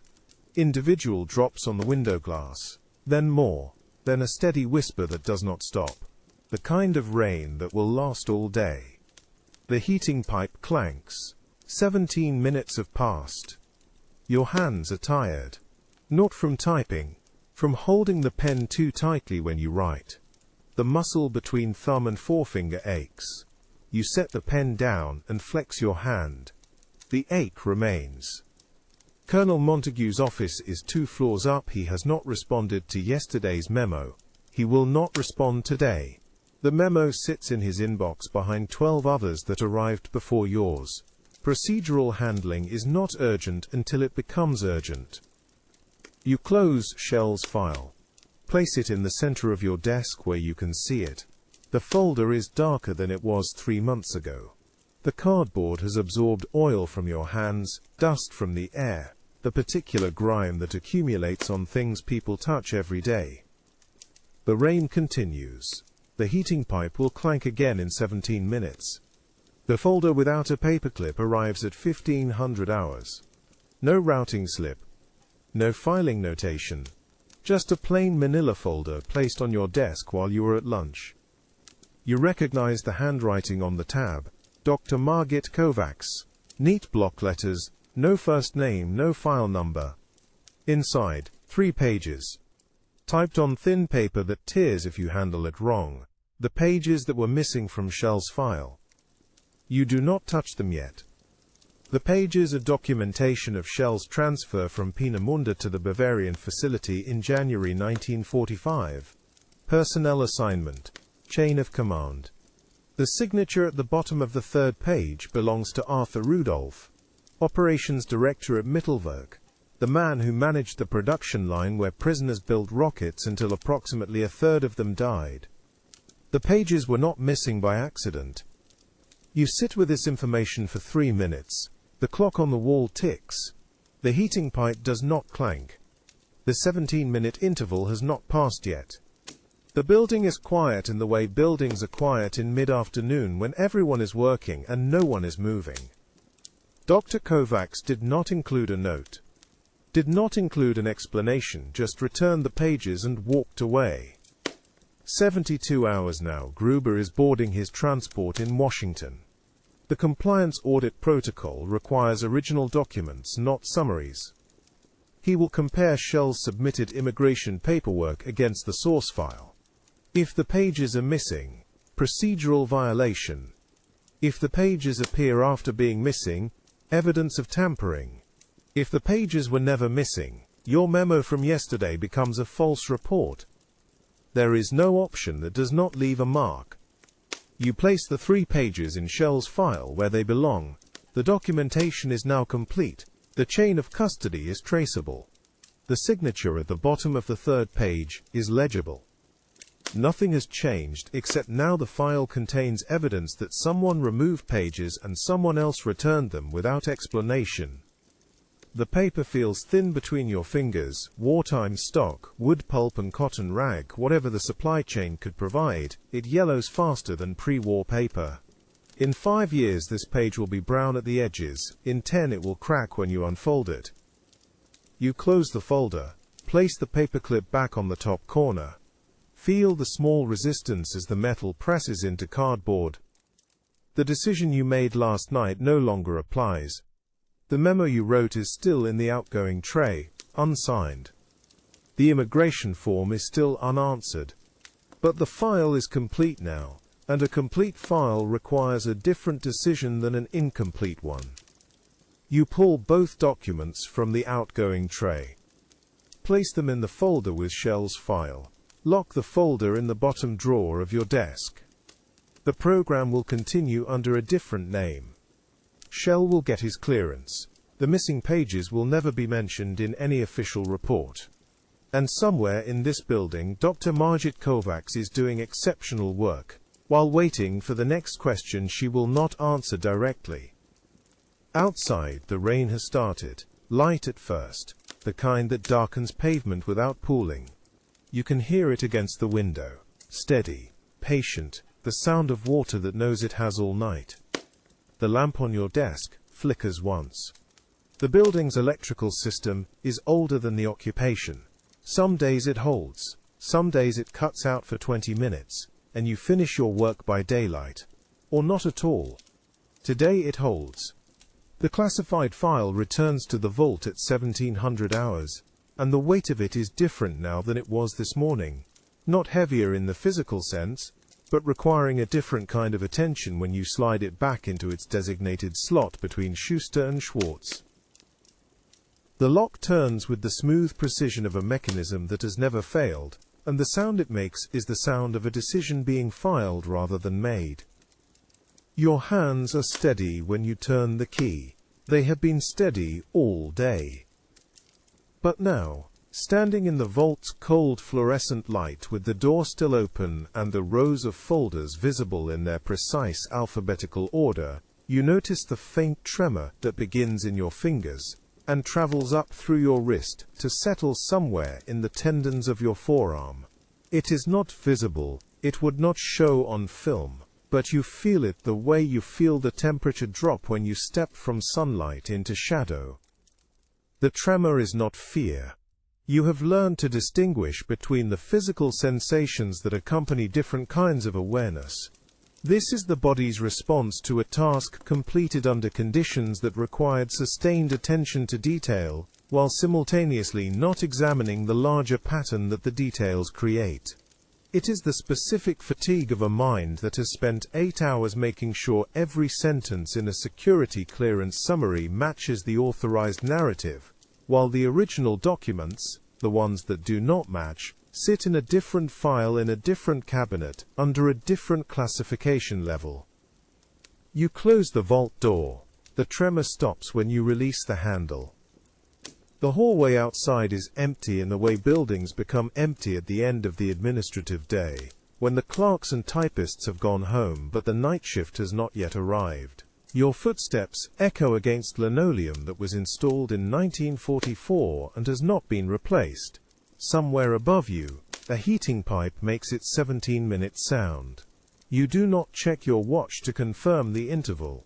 You know it the way you know the distance from your office to the file room without counting steps. Dr. Margit Kovacs passes you in the stairwell between the second and third floors. She is carrying a folder that does not have a classification marking on the cover, which means it is either unclassified or classified at a level that does not require external designation. She nods. You nod. Neither of you speaks. She has been working on the guidance systems team for 3 years. She saw the missing pages before they disappeared. You know this because the original access log shows her signature on the same day the pages were last documented as present in the file. She has never mentioned it. You have never asked. The question that exists between you is the same question that exists between you and every other competent professional in this building. What is the acceptable distance between the work you do and the knowledge of what the work enables? The answer is the distance you can maintain while still completing the work to standard. You continue up the stairs, she continues down. The tremor in your hands has moved to your shoulders now, a tension that sits in the muscle between your neck and your collarbone, and makes the act of carrying your briefcase require a small conscious adjustment of grip. Your office is exactly as you left it. The desk is clear except for the duty log and the fountain pen that was issued to you on your first day, and has never run dry because you refill it every Monday morning from the supply cabinet on the 4th floor. The window overlooks the street where the street lamps are beginning to come on, one by one, in the sequence that suggests a timer rather than a person throwing switches. You sit down. The chair makes the sound chairs make when the weight distribution changes. The tremor is in your jaw now. You unclench it deliberately, and feel the small pop in the joint that means you have been holding tension there longer than you realized. The coat on the hook by the door is the same coat you wore this morning. it will be the same coat you wear tomorrow. The routine of putting it on and taking it off has become automatic enough that you sometimes cannot remember whether you are arriving or leaving until you check which direction you are facing. Tonight you are leaving. You know this because the vault is locked and the desk is clear, and the work that required completion today has been completed.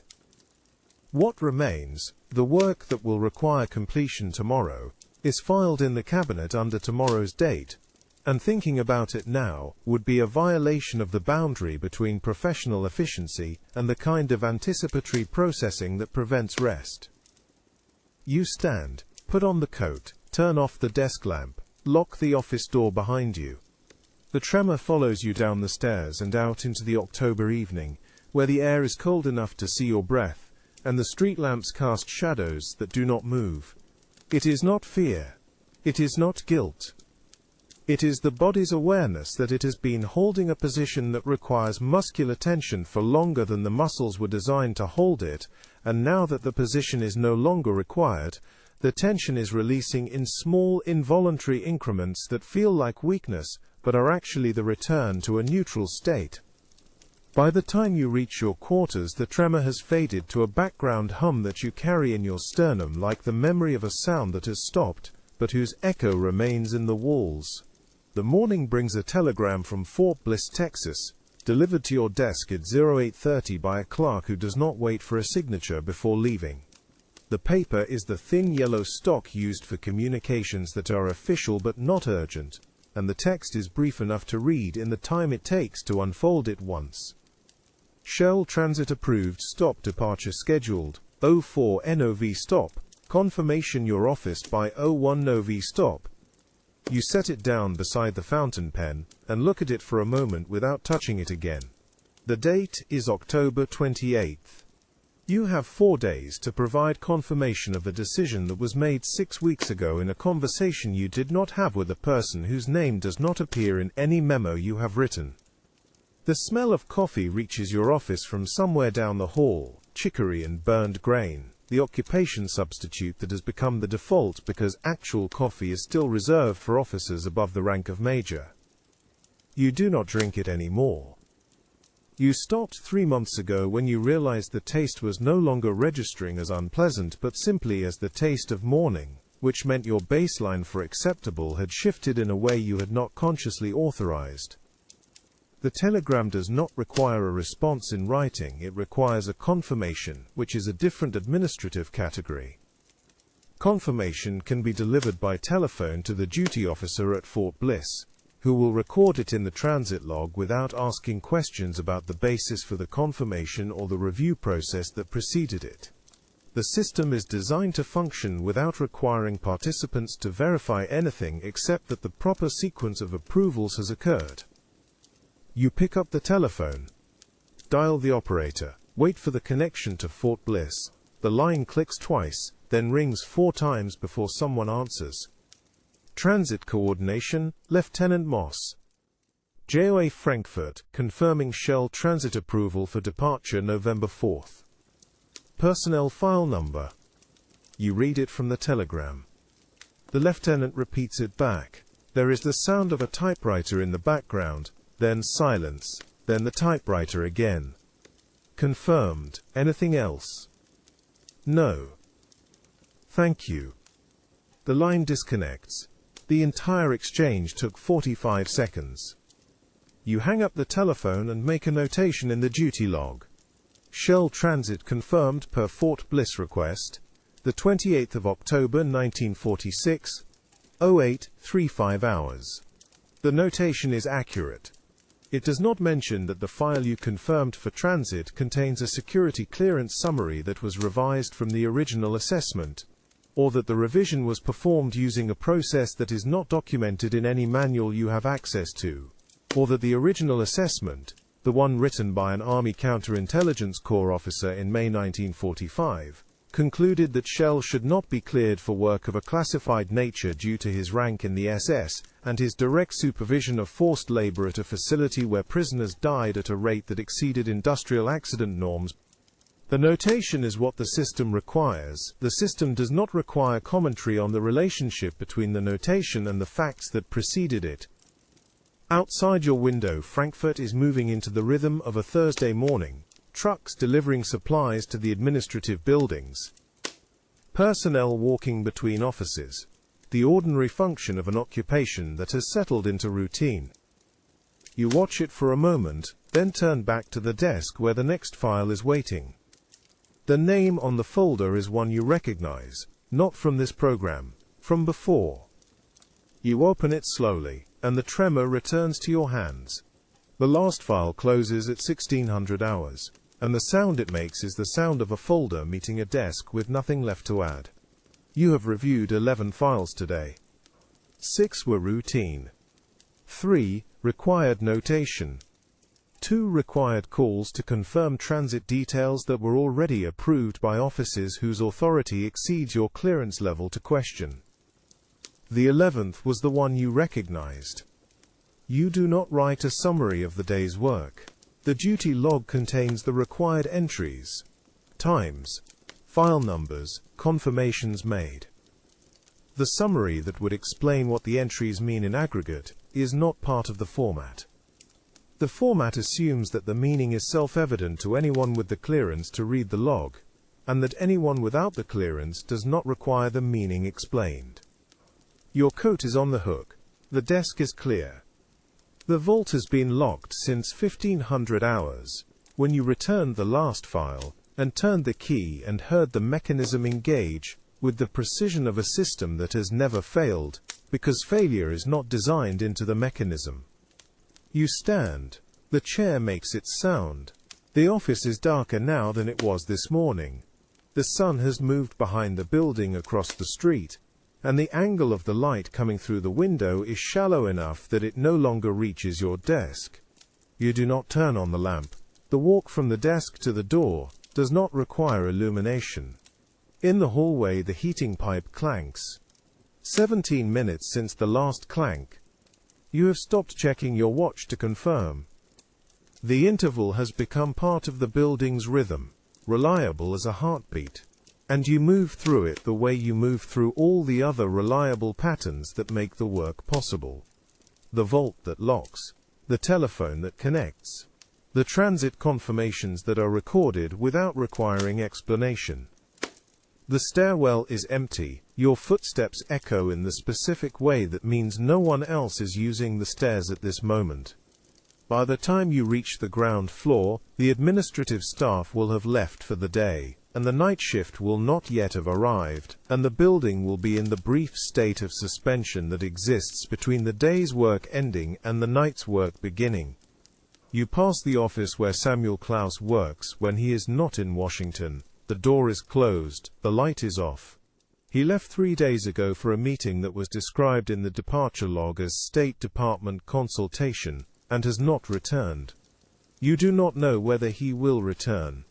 You do not know whether the memos he writes, the ones that formally object to the systematic falsification of security records, are filed because they are being considered, or filed because filing them satisfies the requirement that objections be formally recorded, even when they are not acted upon.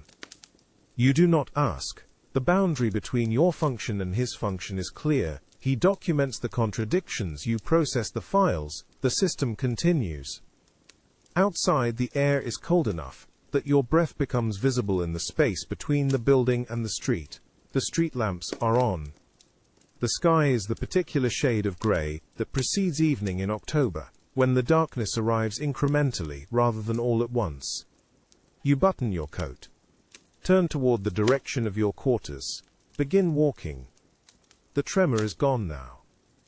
It left some time between the last file and the moment you locked the office door, released back into the background hum of a body that has completed the tasks required of it, and is no longer holding the position that created the tension.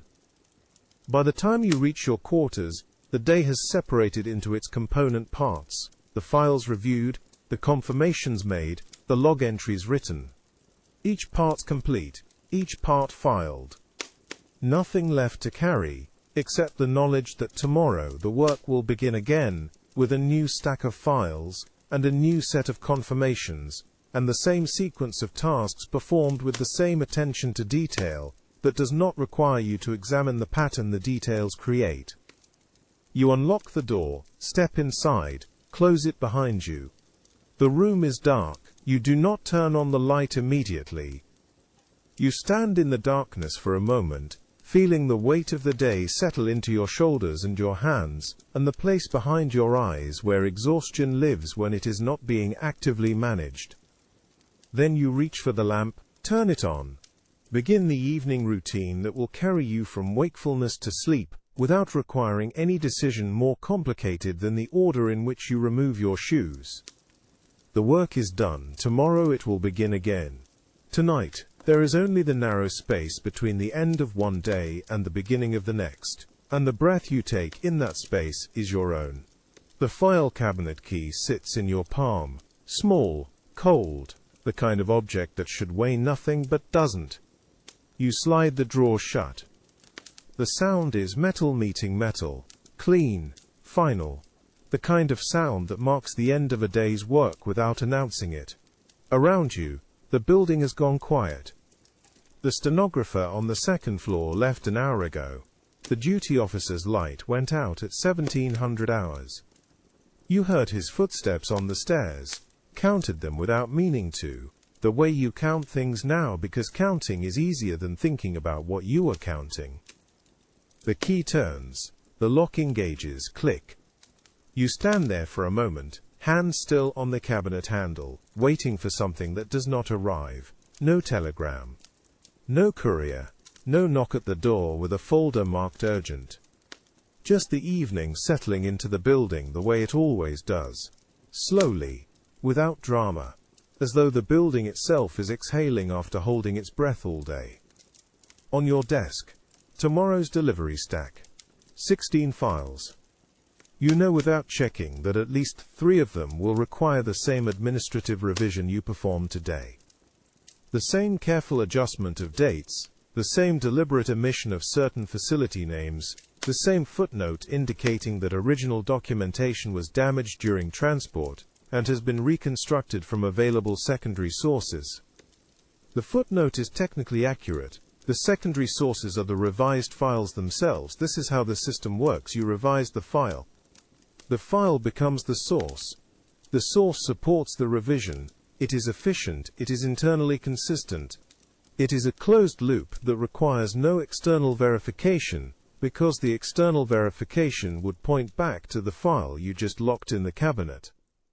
You pull your coat from the hook by the door. Standard issue wool. It smells like the canteen, coffee and something burnt. You put it on without fastening the buttons.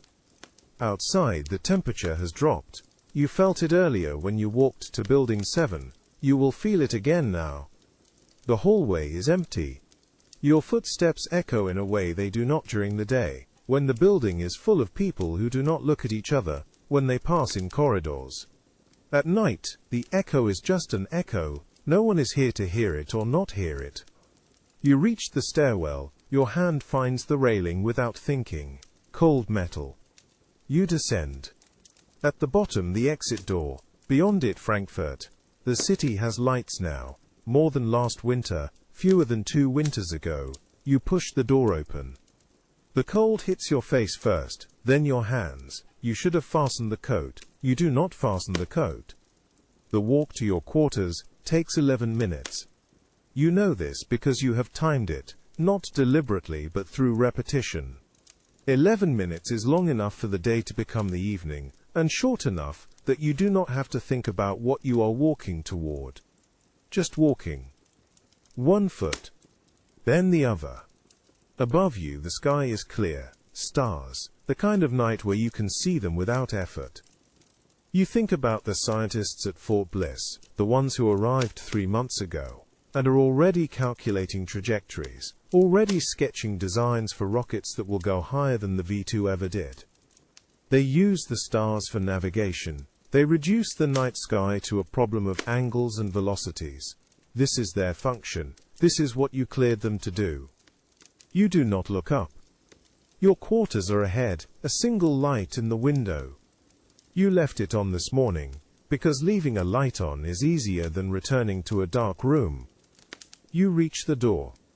Your hand finds the key, different key, same weight, and you unlock it without ceremony.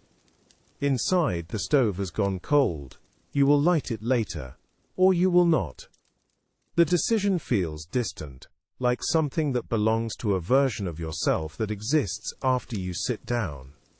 You sit down on the edge of the bed. The coat is still on. Your hands rest on your knees. Outside, the city continues. Inside, the day is over. This is the space between them. You are in it. You do not move.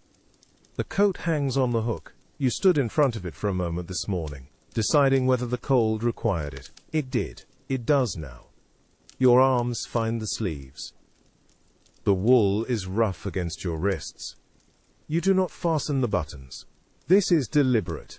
Not laziness, not haste, but a decision you made sometime in the last 3 months and have not reconsidered since. Fastening the coat would imply preparation. You are not preparing, you are leaving. The office is behind you. The file cabinet is locked.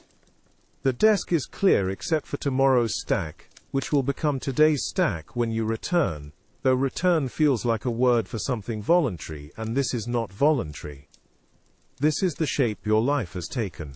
You inhabit it the way you inhabit the coat, without joy, without complaint, with the simple recognition that this is the temperature, and you are the person standing in it.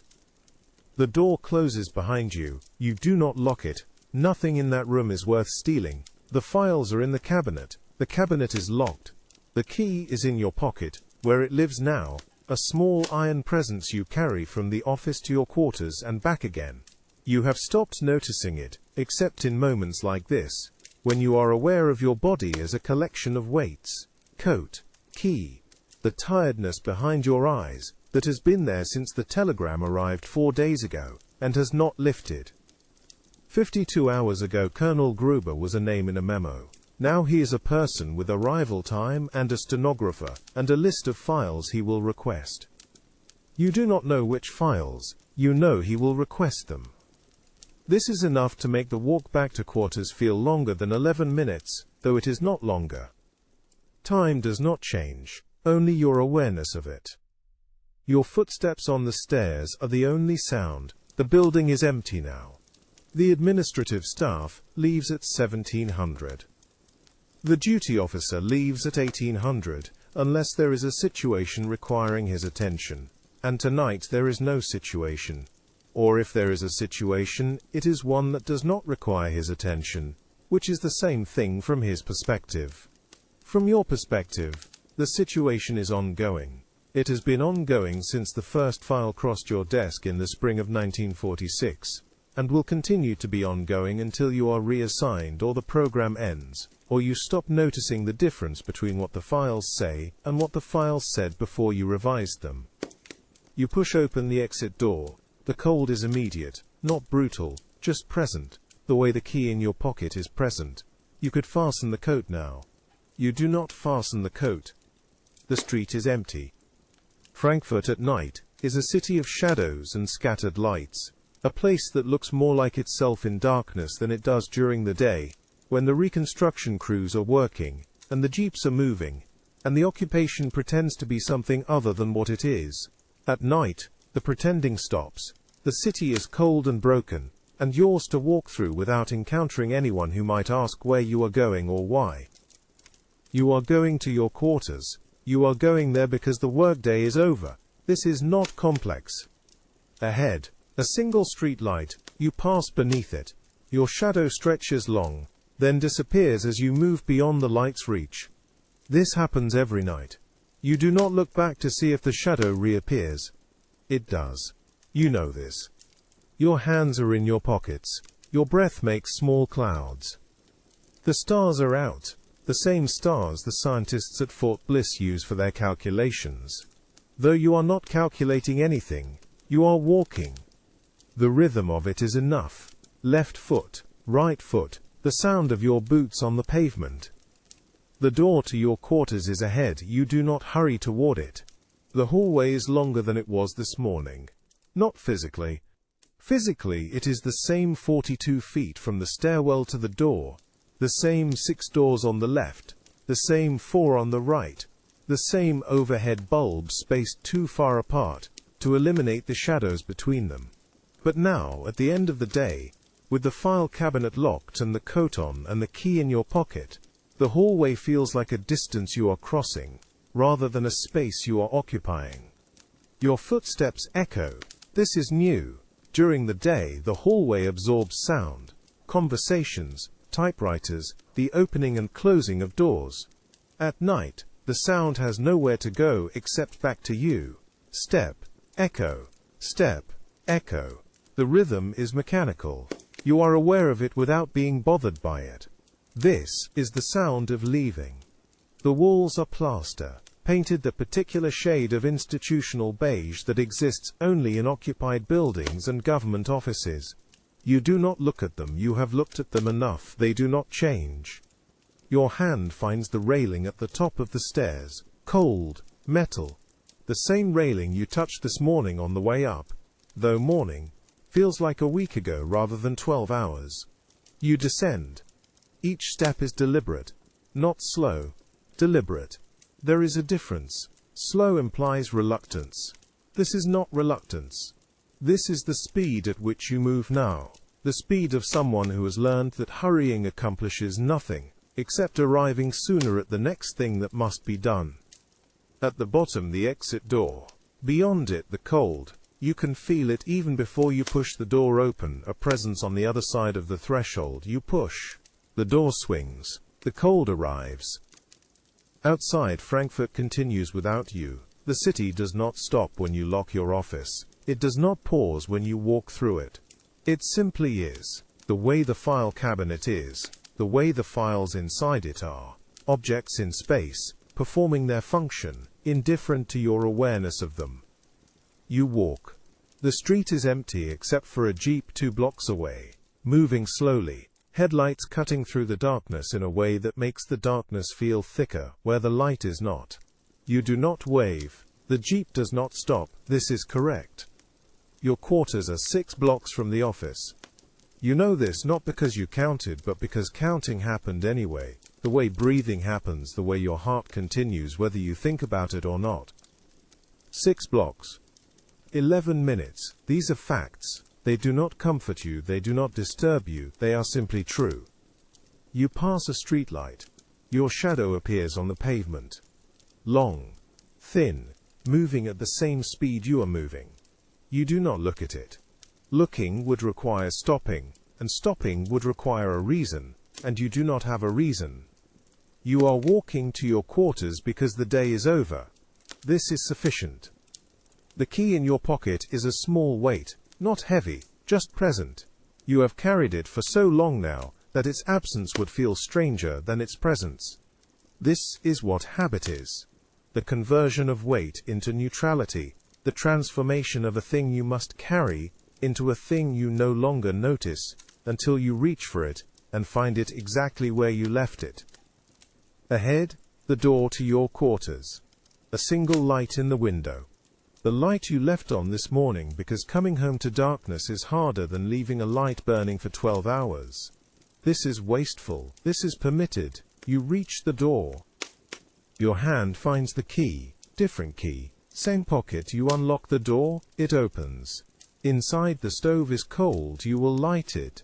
Or you will sit on the edge of the bed in your coat and wait for sleep to arrive without the warmth. Both are possible. Both have happened before. You step inside. The door closes behind you. The hallway is behind you now. The office is behind you. Tomorrow they will be in front of you again. Tonight they are not. You sit on the edge of the bed. The coat is still on. Your hands rest on your knees. The room is cold enough that your breath is visible. You watch it. Small clouds. Appearing. Dissipating. The rhythm of breathing. You close your eyes. The stairwell is unlit except for the ambient light from the hallway above, which reaches down the first 3 steps and then gives up. Your hand finds the rail without needing to look for it. The metal is cold in the way that means the building's heating system shut down 2 hours ago, which means it is later than you thought. The descent happens in stages. 3 steps. A landing where the temperature drops. 3 more steps. Another landing where the air tastes different. Staler, like it has been sitting undisturbed since the administrative staff left at 1700. Your coat is still unbuttoned. You do not button it. Somewhere above, a door closes. Not your office. Somewhere on the 2nd floor. The sound travels down the stairwell in a way that makes it seem closer than it is. You do not stop moving. The file cabinet key is still in your pocket. You can feel it shift with each step, a small weight that moves against your thigh in a rhythm that matches your descent. Tomorrow you will return it to the drawer where it belongs. Tonight it stays where it is.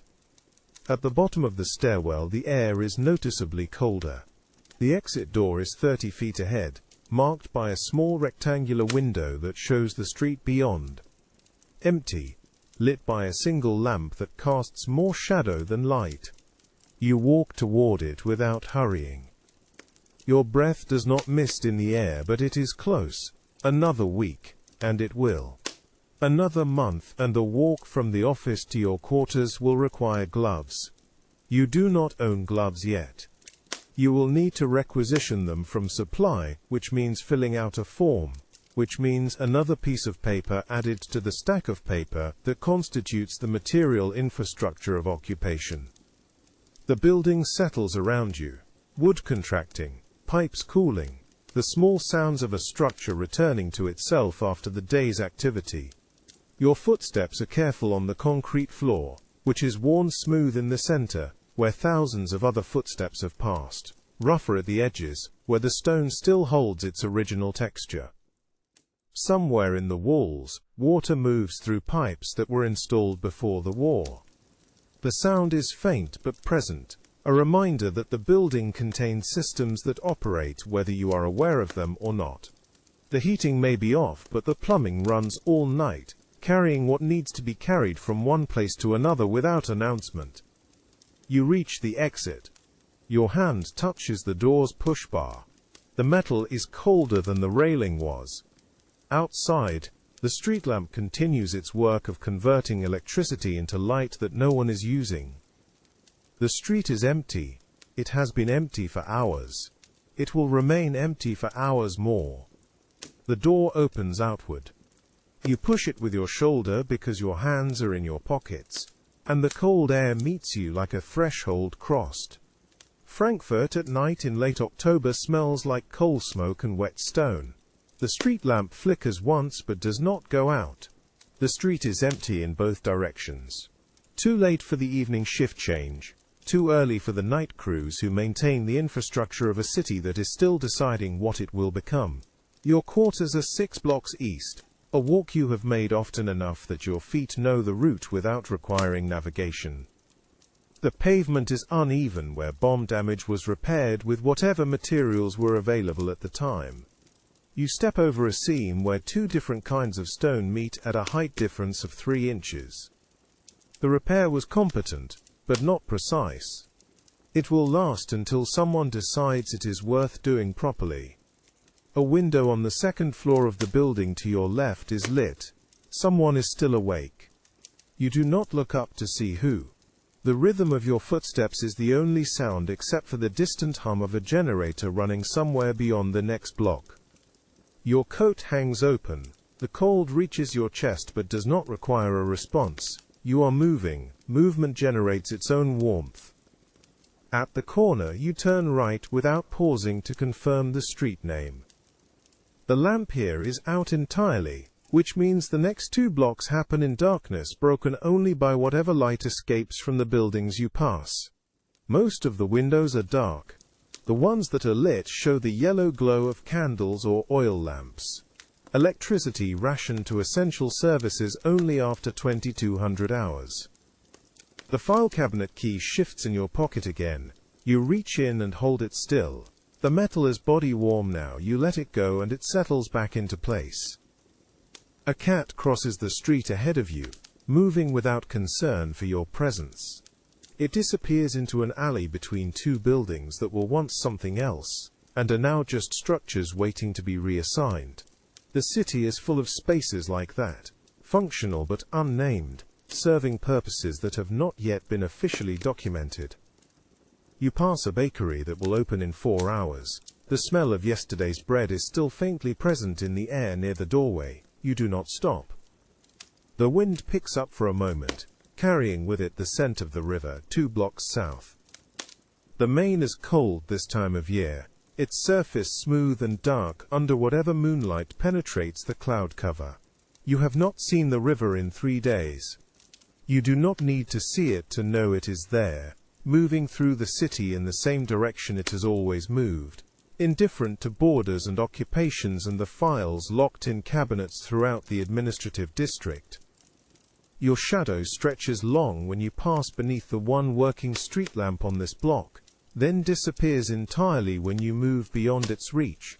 The darkness between lamps is not complete.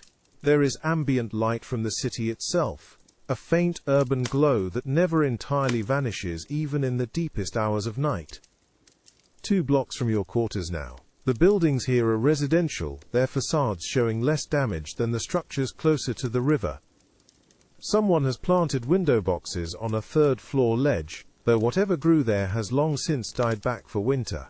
The empty soil remains. The building is dark except for the ground floor hallway, which is kept lit all night by a single bulb mounted above the entrance. You climb the interior stairs slowly, one hand on the rail, the weight of the day settling into your legs in a way that makes each step deliberate.